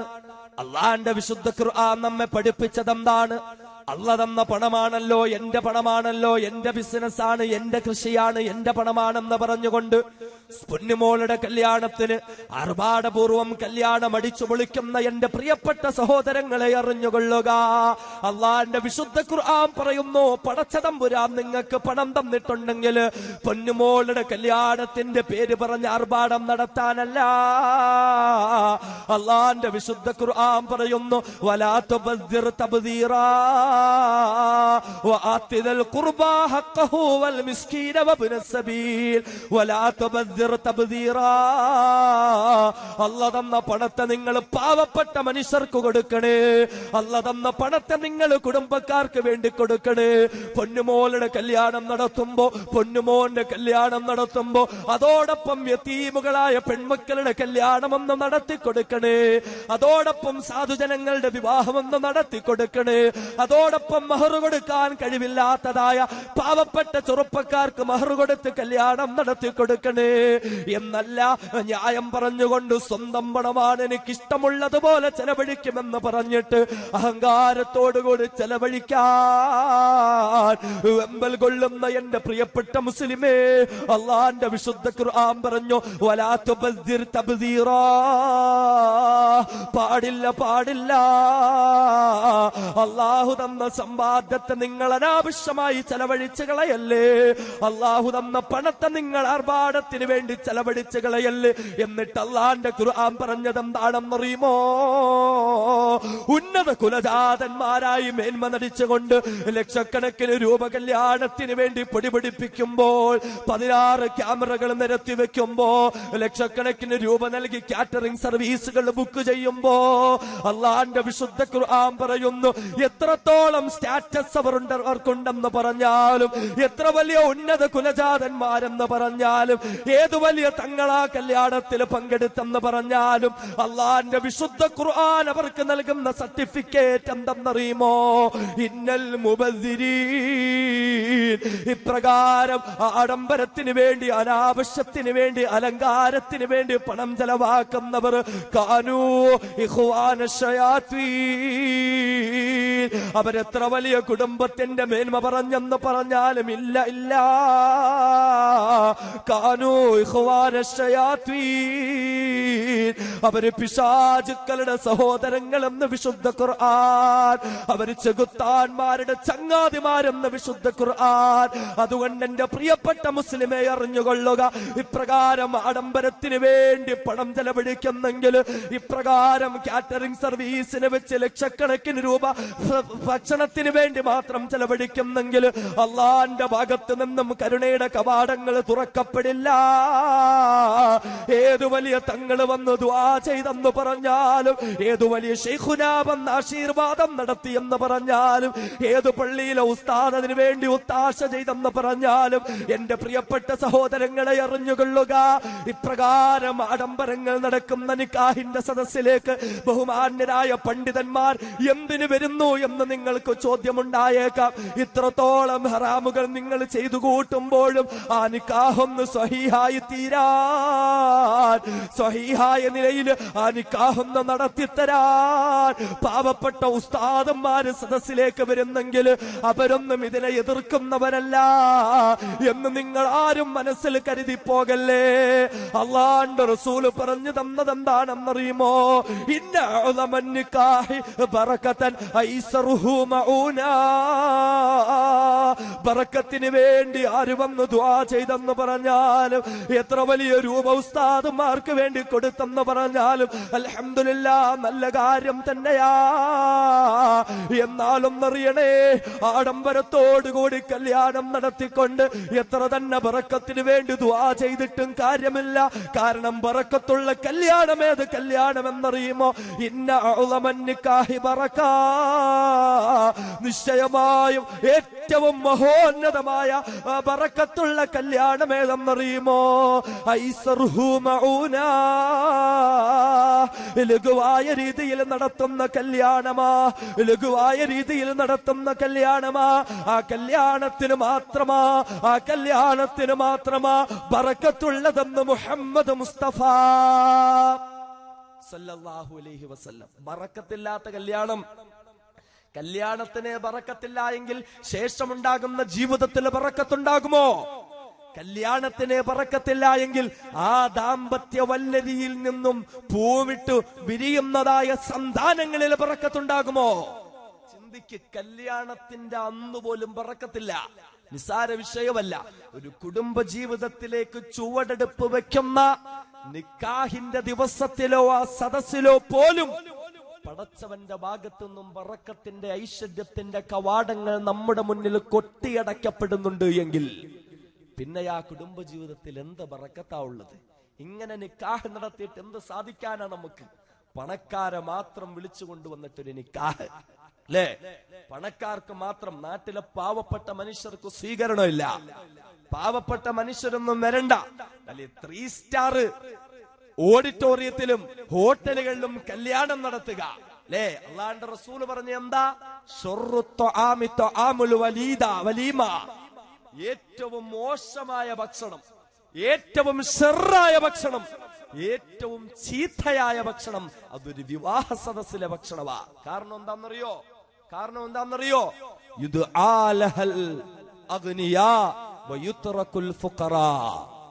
പണക്കാരെ മാത്രം വിളിക്കുക, പാവപ്പെട്ടവരെ എല്ലാം വിട്ടേക്കുക. അങ്ങനെയുള്ള പണക്കാരുടെ അഹങ്കാരം നടിക്കുന്നതായ സദസ്സിലെ ബൊഫേ സിസ്റ്റം നടന്നു തിന്നുക. ബൊഫേ സിസ്റ്റം എന്നല്ല, ബഫലോ സിസ്റ്റം എന്നാ അതിന് പറയണ്ടേ. പോത്തിന്റെ സംസ്കാരവാത്, പോത്തിന്റെ സംസ്കാരം നടന്നു തിന്നുക. അതൊക്കെ ഇന്ന് സ്റ്റാറ്റസ് ആയി. മുസ്ലിം സമുദായത്തിലും കടന്നു വന്നുപോയി. നിന്നുകൊണ്ട് വെള്ളം കുടിക്കുന്നത് പോലും നിരോധിച്ച നബി തിരുമേനിയുടെ സമുദായത്തിലെ അംഗങ്ങൾ ഇന്ന് നടന്നുകൊണ്ട് തിന്നുന്ന സംസ്കാരം, നടന്നുകൊണ്ട് തിന്നുന്ന സംസ്കാരം. എന്ന് മാത്രമല്ല, ദീനി കല്യാണ സദസ്സുകളെ മുഴുവനും ഗാനമേള സദസ്സാക്കി മാറ്റി. ഗാനമേള സദസ്, അങ്ങനെയുള്ള സദസ് ഇപ്പോ എല്ലാവർക്കും വലിയ ഇഷ്ടവുമാ, എല്ലാവർക്കും വലിയ ഇഷ്ടമാണ്. നമ്മളൊരു കാര്യം അറിയണം, ഒരു കല്യാണം നടക്കുമ്പോൾ സുന്നത്തനുസരിച്ചുള്ള ഒരു കല്യാണമാണ് എങ്കിൽ, വിശുദ്ധ ദീനുൽ ഇസ്ലാം നിഷ്കർഷിച്ച രീതിയിൽ നടക്കുന്ന ഒരു കല്യാണമാണ് എങ്കിൽ, ആ കല്യാണത്തിൻ്റെതായ സൽക്കാരം നടത്തേണ്ടത് ആരാ? നമ്മുടെയൊക്കെ അറിവിൽ പെൺവീട്ടുകാരാ. പയ്യന്റെ വീട്ടിൽ നിന്ന് ഒരു 4 ബസ് ഇങ്ങനെ വരും, ഒരു 50 കാറും വരും, 5000 മനുഷ്യരിങ്ങനെ കേറി വരും. അവർക്കെല്ലാം പെണ്ണിന്റെ വാപ്പ ഇങ്ങനെ വെച്ച് വിളമ്പിക്കൊടുക്കണം. അന്യന്റെയും എല്ലാവരുടെയും മുന്നിൽ പോയി കൈനീട്ടി ഓരോ ജുമഅയ്ക്കും പള്ളി വരാന്തയിലേക്ക് പോയി എന്റെ മോളെ കല്യാണം നടത്തിത്തരണേ, കല്യാണം നടത്തിത്തരണേ എന്ന് പറഞ്ഞ് തോർത്തുമുണ്ട് വിരിച്ചു കിട്ടുന്ന ഓരോ രൂപയും നുള്ളി പെറുക്കി എടുത്തു വെച്ച് ബിരിയാണി വെച്ച് വിളമ്പിത്തരണം തിന്നാൻ. അള്ളാന്റെ റസൂല് പഠിപ്പിച്ച് എന്താണെന്നറിയോ? കല്യാണത്തിൻ്റെതായ വിരുന്നു കൊടുക്കുക. ഇത് പറയുന്നത് എന്റെ ചെറുപ്പക്കാരാണ് ഇവിടെ ശ്രദ്ധ പുലർത്തേണ്ടത്. നിങ്ങൾ കല്യാണം കഴിക്കുമ്പോൾ തീരുമാനിക്കണം, എന്റെ കല്യാണത്തിൽ ഹബീബായ റസൂലുള്ളാഹി തങ്ങൾ നിരോധിച്ചതായ കാര്യങ്ങൾ കടന്നുകൂടാൻ പാടില്ല. എന്റെ കല്യാണം നടക്കുമ്പോ അതെന്റെ ജീവിതത്തിലേക്കുള്ള സുപ്രധാനമായ ചുവടുവെപ്പായത് കൊണ്ട് അന്ന് എനിക്ക് ഹബീബായ മുത്തു മുഹമ്മദ് മുസ്തഫ സല്ലല്ലാഹു അലൈഹി വസല്ലമ തങ്ങൾ നിഷ്കർഷിച്ചതായ കാര്യങ്ങളെ മുറുകെ പിടിച്ചുകൊണ്ട് കല്യാണം നടത്താൻ സാധിക്കണം എന്ന് തീരുമാനിക്കാൻ എന്റെ ചെറുപ്പക്കാര് തയ്യാറാകേണ്ടതുണ്ട്. ഒരു സഹാബി റസൂലുള്ളാഹി തങ്ങളുടെ അടുക്കലേക്ക് വന്ന് പറഞ്ഞു, നബിയെ, ഞാൻ കല്യാണം കഴിച്ചു. അള്ളാഹുവിന്റെ റസൂല് കഴിഞ്ഞ് കല്യാണം കഴിഞ്ഞോ? സഹാബി പറഞ്ഞു, കഴിഞ്ഞു. മഹാനായ റസൂലുള്ളാഹി തങ്ങൾ പറഞ്ഞു, എങ്കിൽ ഊലും ബിഷാത്ത്, ഒരാടിനെ അറുത്തിട്ടെങ്കിലും വലീമ കൊടുക്കുക. വലീമ എന്നൊക്കെ നമ്മൾ കേട്ടിട്ടുണ്ടോ? അങ്ങനെ വലീമ നടത്തിയാൽ നമുക്ക് വലിയ കാര്യമൊന്നുമില്ല. വിശുദ്ധ ദീനുൽ ഇസ്ലാം പഠിപ്പിച്ച് എന്താണെന്നറിയോ? കല്യാണം കഴിഞ്ഞ് ആണും പെണ്ണും ഒന്നിച്ച് കഴിഞ്ഞതിന് ശേഷം വലീമ കൊടുക്കുക സുന്നത്താണത്, സുന്നത്താണ്. എത്ര പേരുണ്ടത് അവകാശപ്പെടാൻ പറ്റിയവർ? ദീനി എന്ന് പറയുന്നവർ, വലിയ ഹാജിയാക്കന്മാർ, വലിയ വലിയ ദീനിന്റെ ഉന്നത ശ്രേണികളിൽ വിരാജിക്കുന്നവർ, എത്ര പേർക്ക് അവകാശപ്പെടാൻ കഴിയും എന്റെ കല്യാണത്തിന്റെ അന്ന് സുന്നത്തായ നിലയിൽ ഞാൻ ഭക്ഷണം കൊടുത്തുള്ളൂ എന്ന്? വലീമ, ആണും പെണ്ണും ഒന്നിച്ച് കഴിഞ്ഞ ശേഷം വലീമ കൊടുക്കണം. ആ കല്യാണത്തിന് അങ്ങനെയൊക്കെ വിളിച്ചാൽ നമ്മൾ പോവൂല. നിക്കാഹ് ഒരു ദിവസമാണ്, വ്യാഴാഴ്ച നിക്കാഹ്, ഞായറാഴ്ചയാ വലീമ വെക്കുന്ന, എല്ലാരും വരണോന്ന് പറഞ്ഞോ. കല്യാണമൊക്കെ കഴിഞ്ഞ് 3 ദിവസം അവൻ ചോറ് തിന്നാൻ വിളിക്കുമ്പോ ഞാൻ അങ്ങ് ചെല്ലണോ എന്നാ ചോദ്യം. എന്നാ റസൂലുള്ളാഹി തങ്ങൾ പറഞ്ഞു, അങ്ങനെയുള്ള വലീമയ്ക്കാരെങ്കിലും വിളിച്ചിട്ട് ചെന്നില്ല എങ്കിൽ ഫഖദ് അസല്ലാഹ വറസൂല, അള്ളാനും റസൂലിനും എതിര് ചെയ്തവനാവൻ. ആ സദസ്സിൽ പോയില്ല എങ്കിൽ, ആ സദസ്സിന് അള്ളാഹു റസൂലും സ്ഥാനം കൊടുക്കുന്നത്, അള്ളാഹും റസൂലും എതിര് ചെയ്തിട്ട് രക്ഷപ്പെടാൻ പറ്റുമോ?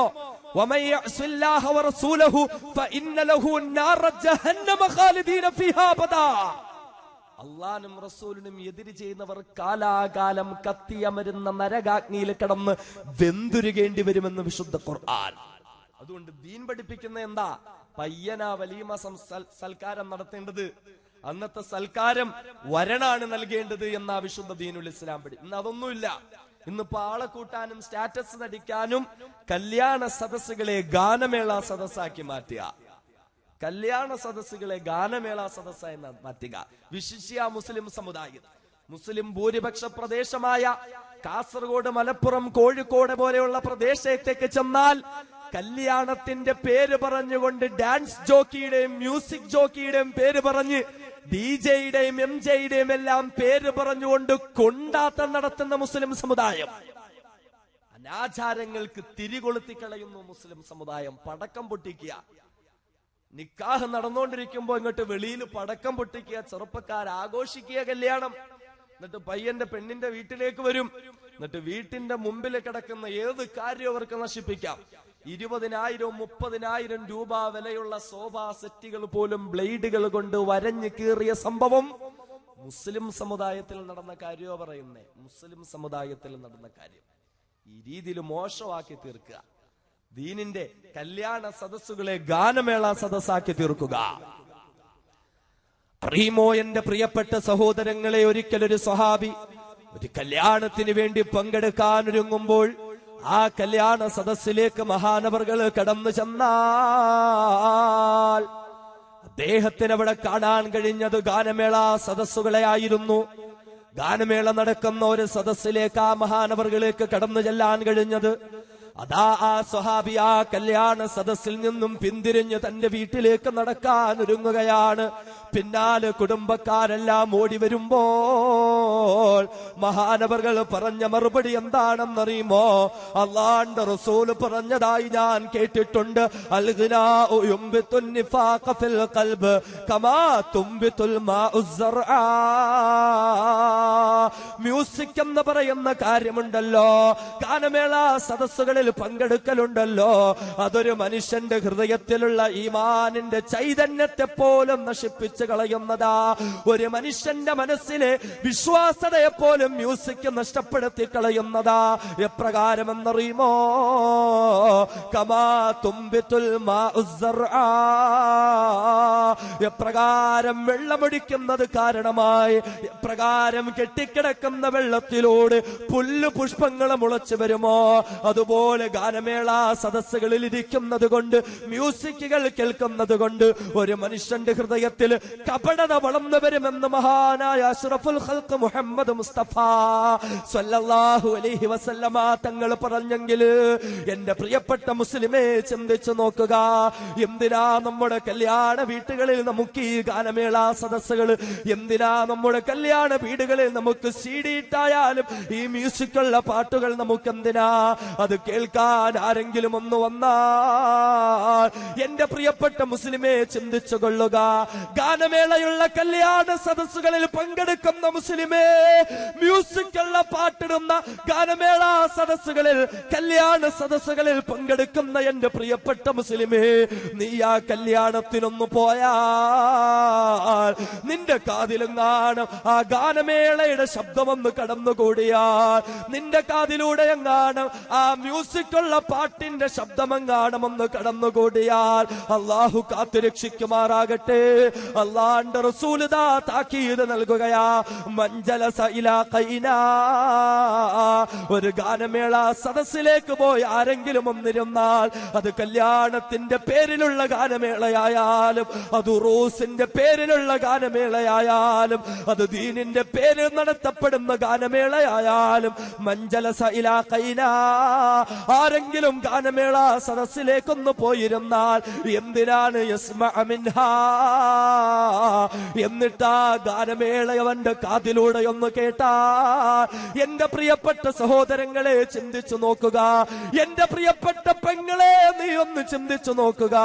ആ ഗാനമേളയുടെ ശബ്ദമെങ്ങാനും കാതിലൂടെ ഒന്ന് കടന്നുകൂടിയാൽ സുബ്ബഫീ ഉദ്നൈഹി യൗമൽ ഖിയാമ, നാളെ പടച്ചവന്റെ സമക്ഷത്തിൽ ഹാജരാക്കപ്പെടുമ്പോ പടച്ച തമ്പുരാന്റെ മാലാഖമാർ പിടിച്ച് മലർത്തി കിടത്തിയിട്ട് ഗാനമേള കേട്ട കാതുകളിലേക്ക് ഈയമുരുക്കിയൊഴിക്കുമെന്ന് നബി മുഹമ്മദ് മുസ്തഫ സ്വല്ലല്ലാഹു അലൈഹി വസല്ലമ തങ്ങൾ പറഞ്ഞെങ്കിൽ എന്റെ പ്രിയപ്പെട്ട മുസ്ലിമുകള്, നമ്മുടെ കല്യാണങ്ങളെ ഗാനമേള സദസ്സുകളാക്കല്ലേ.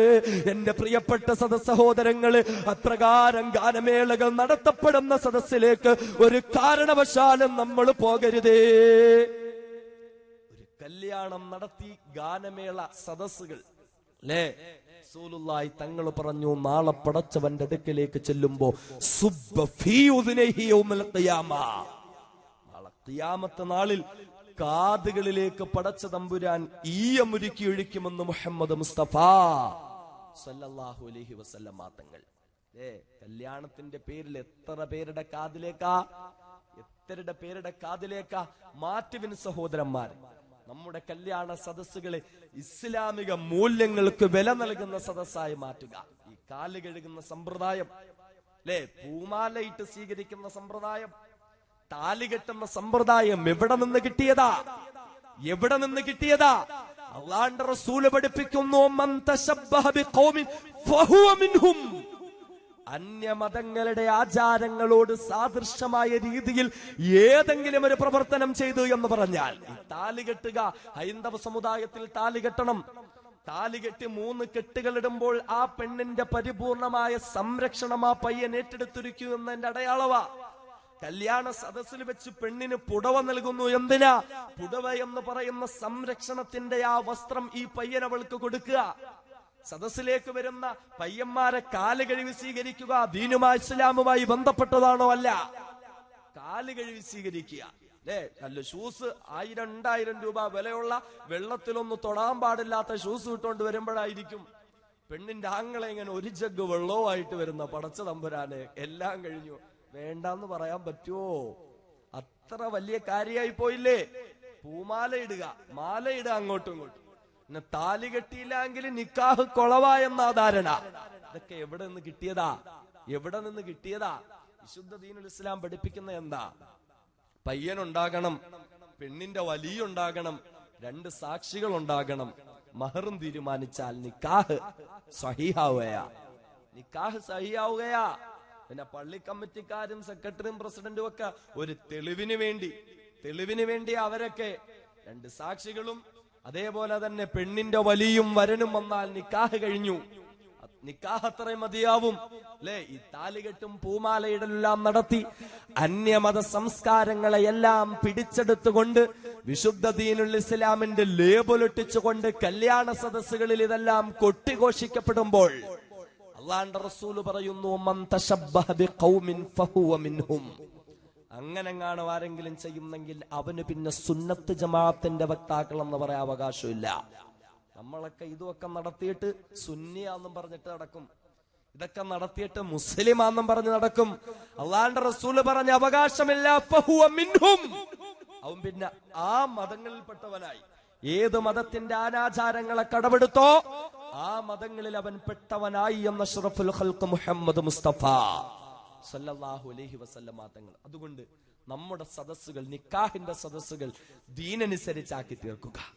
ദീനിന്റെ ചിട്ടവട്ടങ്ങൾക്കുള്ളിൽ നിർത്തിക്കൊണ്ട് ദീനിന്റെ സദസ്സുകളെ മുന്നോട്ട് കൊണ്ടുപോകാൻ നമുക്ക് ശ്രമിക്കുക. അതല്ല എങ്കിൽ ആപത്താണ്. ഏറ്റവും വലിയ മോശമായ കാര്യം എന്താ? നിക്കാഹിന്റെ സദസ്സുകൾ ഉത്സവപ്പറമ്പുകളെക്കാട്ടിലും മോശം. ആണും പെണ്ണുമെല്ലാം ഒന്നിച്ചിട്ട് ഒരു മറയും യാതൊരുവിധ കാര്യമില്ല. ആണും പെണ്ണുമെല്ലാം ഒന്നിച്ച് നിക്കാഹിന്റെ സദസ്സില്. എന്നിട്ട് അവസാനം നിക്കാഹ് ഇങ്ങോട്ട് കഴിയാൻ കാത്തിരിക്കുകയാണ് ഡൈനിങ് ഹാളിന്റെ കതവൊന്ന് തുറക്കാൻ. എല്ലാം കൂടെ ഇടിച്ച് ഞെരുങ്ങി ആണും പെണ്ണുമെല്ലാം ഞെരുങ്ങി പോവുക. എന്നിട്ട് എല്ലാരും കൂടെ ആണും പെണ്ണുമെല്ലാം അവസാനം ഇപ്പൊ കാറ്ററിംഗ് സർവീസ് ആക്കി. ആണും പെണ്ണുമെല്ലാം ഒരേ മേശയുടെ ചുറ്റും വന്ന് ഇങ്ങനെ തട്ടി ഉരുമിയിരിക്കുക, എന്നിട്ട് ഭക്ഷണം കഴിക്കുക. ഏറ്റവും മോശമായ കാര്യം, ഏറ്റവും മ്ലേച്ഛമായ കാര്യം. ഈ രീതിയിൽ കല്യാണ സദസ്സ് നടത്തുന്നവരോർത്തോ, അല്ലാഹുവിന്റെ റസൂല് ലോകത്തിലെ ഏറ്റവും നികൃഷ്ടമായ സദസ്സുകളായ ഇങ്ങനെയുള്ള സദസ്സുകളെ മാറ്റിയത്. ആണും പെണ്ണും ഇടകലർന്നുള്ള സദസ്സ് ലോകത്തിലെ ഏറ്റവും മോശമായ സദസ്സ്. ലോകത്തിലെ ഏറ്റവും മോശമായ സദസ്സ്. അല്ലാഹുവിന്റെ റസൂല് പറയുന്നു, ലഅയ്യസ്ഹിമ റജുലൻ ഖൻസീറൻ മുതലത്തിഹം ബിതീനിൻ ഔ ഹമിആ ഖൈറുൽ ലഹു മിൻ അയ്യസ്ഹിബ മൻകിബൈഹി വമൻകിബ ഇംറഅത്തിൻ ലാ തഹില്ലു ലഹു. അല്ലാഹുവിന്റെ റസൂല് പറയുന്നു, ഏതെങ്കിലും ഒരു സദസ്സിൽ ഏതെങ്കിലും ഒരു കാരണത്താൽ അന്യവരായ സ്ത്രീ പുരുഷന്മാരുടെ തോളുകൾ തമ്മിൽ മുട്ടിയുരുമ്മേണ്ടി വരുമോ? കല്യാണ സദസ്സിൽ അന്യരായ സ്ത്രീ പുരുഷന്മാര് പരസ്പരം തൊട്ടിയുരുമ്മി നടക്കുമ്പോൾ, കല്യാണ സദസ്സിൽ ഭക്ഷണം കഴിക്കാൻ അന്യരായ സ്ത്രീ പുരുഷന്മാര് തട്ടിയുരുമ്മിയിരുന്നു കൊണ്ട് ഒരേ ടേബിളിന്റെ ചുറ്റുവട്ടത്തിരുന്നു കൊണ്ട് ഭക്ഷണം കഴിക്കുമ്പോൾ അല്ലാഹുവിന്റെ റസൂൽ അതിന് കൊടുത്തിരുന്ന സ്ഥാനം എന്താണെന്നറിയുമോ? ലഅയ്യസ്ഹിമ റജുലൻ ഖൻസീറാ മുതലത്തിഹം ബിതീനിൻ ഔ ഹമിആ. അള്ളാന്റെ റസൂല് പറയുന്നു, ലോകത്തെ ഏറ്റവും നിന്ദ്യവും നികൃഷ്ടവുമായ ജീവിയായ പന്നിയുണ്ടല്ലോ, സകല സമയവും മോശത്തരങ്ങളിൽ കഴിഞ്ഞുകൂടുന്ന, സകല സമയവും മലങ്ങളിൽ കഴിഞ്ഞുകൂടുന്ന, സ്വന്തം വിസർജനം പോലും തിന്നെടുക്കുന്നതായ ലോകത്തിലെ ഏറ്റവും മോശമായ നികൃഷ്ടമായ ജീവിയായ പന്നിയുണ്ടല്ലോ, ആ പന്നിയെ പോയി കെട്ടിപ്പിടിച്ചുകൊണ്ട് തന്റെ ശരീരം ആ പന്നിയുടെ ശരീരത്തിലോട് തൊട്ടിയുരുമ്മുന്നത് ഒരു മനുഷ്യന് ഏറ്റവും നല്ലതാ. ഏതിനെക്കാളെന്നറിയുമോ? ഏതിനെക്കാളെന്നറിയുമോ? മിൻ അയ്യസ്ഹി വമങ്കിബൈഹി വമങ്കിബ ഇംറഅത്തിൻ ലാ തഹില്ലു ലാ.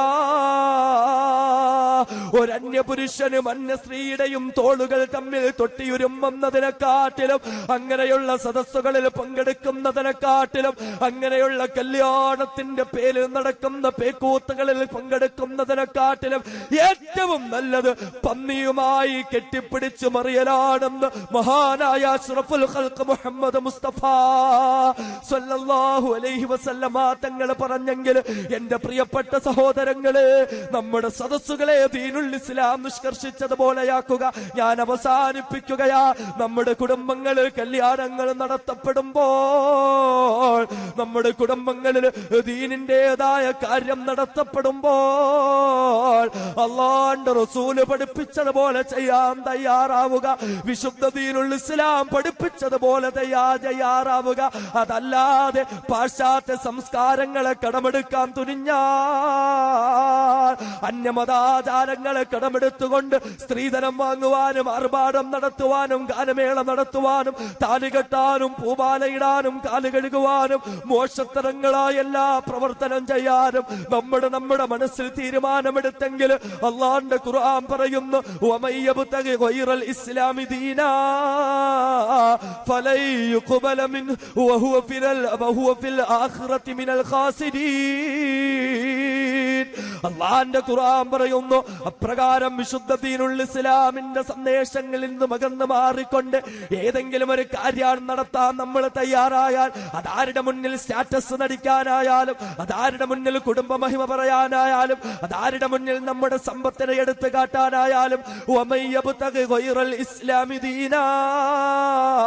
വിശുദ്ധ ദീനുൽ ഇസ്ലാമിന്റെ സംസ്കാരങ്ങളെയും സന്ദേശങ്ങളെയും വലിച്ചെറിഞ്ഞുകൊണ്ട് ഏതൊരു കാര്യത്തെ ചെയ്തെന്ന് പറഞ്ഞാലും അല്ലാഹുവിന്റെ വിശുദ്ധ ഖുർആൻ പറയുകയാണ്, ഫലാ യുഖ്ബല മിൻഹു, ഒരിക്കലും പടച്ചവൻ സ്വീകരിക്കില്ലടാ, ഒരിക്കലും പടച്ചവൻ സ്വീകരിക്കില്ല എന്ന് മാത്രമല്ല, വഹുവ ഫിൽ ആഖിറതി മിനൽ ഖാസിരീൻ. നാളെ പടച്ച തമ്പുരാന്റെ മുന്നിൽ ഹാജരാക്കപ്പെടുമ്പോ അല്ലാഹുവിന്റെ ദർബാറിൽ അവൻ നഷ്ടവാളികളിൽ പെട്ടുപോകുമെന്ന് വിശുദ്ധ ഖുർആൻ. അതുകൊണ്ട് എന്റെ പ്രിയപ്പെട്ട സഹോദരങ്ങളെ, അല്ലാഹുവിന്റെ ദീനിലേക്ക് മടങ്ങുക.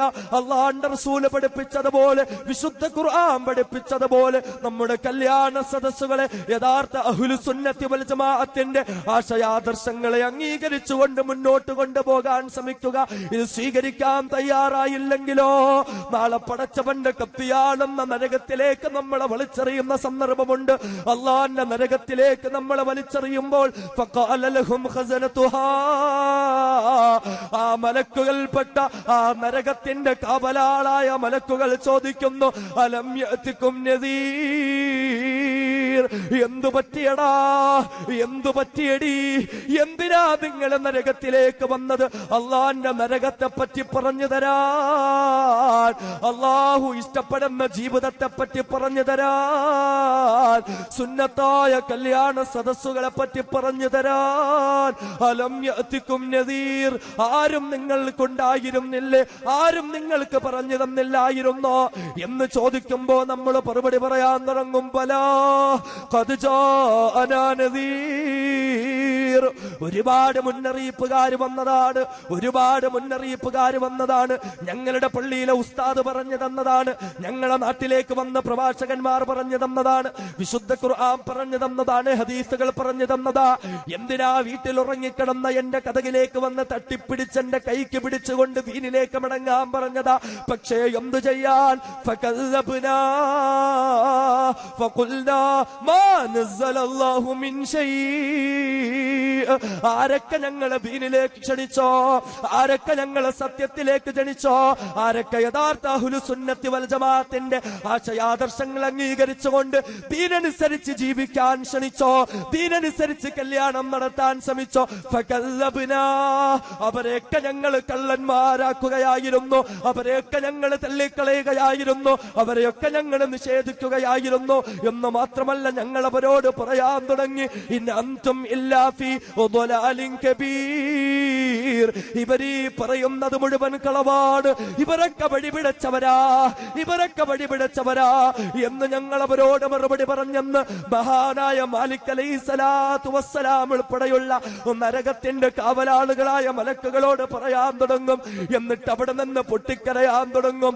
ലൗ കുന്നാ നസ്മഉ ഔ നഅഖിലു മാ കുന്നാ ഫീ അസ്ഹാബിസ് സഈർ, ഇല്ല ഇല്ല, അന്നവര് പറഞ്ഞത് ഞങ്ങളൊന്ന് കേട്ടിരുന്നെങ്കിൽ, സ്ത്രീധനം വാങ്ങാതെ കല്യാണം നടത്തിയിരുന്നെങ്കിൽ, താലി കെട്ടാതെ കല്യാണം നടത്തിയിരുന്നെങ്കിൽ, ദീനനുസരിച്ച് പെണ്ണിനെ നോക്കി കല്യാണം കഴിച്ചിരുന്നെങ്കിൽ, മാ കുന്നാ ഫീ അസ്ഹാബിസ് സഈർ, ഈ കത്തിയാളുന്ന നരകത്തിൽ വന്നു കിടക്കേണ്ടുന്ന ഒരവസ്ഥയും ഞങ്ങൾക്ക് ഹാജരാകില്ലായിരുന്നു, ഇപ്രകാരം മോശമായ ഒരവസ്ഥ നമുക്ക് ഹാജരാകില്ലായിരുന്നു എന്ന് പറഞ്ഞു നാളെ പൊട്ടിക്കരയേണ്ടെന്ന അവസ്ഥ വരേണ്ടായെങ്കിൽ എന്റെ പ്രിയപ്പെട്ട സഹോദരങ്ങളെ, അള്ളാന്റെ ദീനിലേക്ക് മടങ്ങുക, വിശുദ്ധ ഖുർആനെ അംഗീകരിക്കുക, തിരുസുന്നത്തുകളെ അംഗീകരിക്കുക.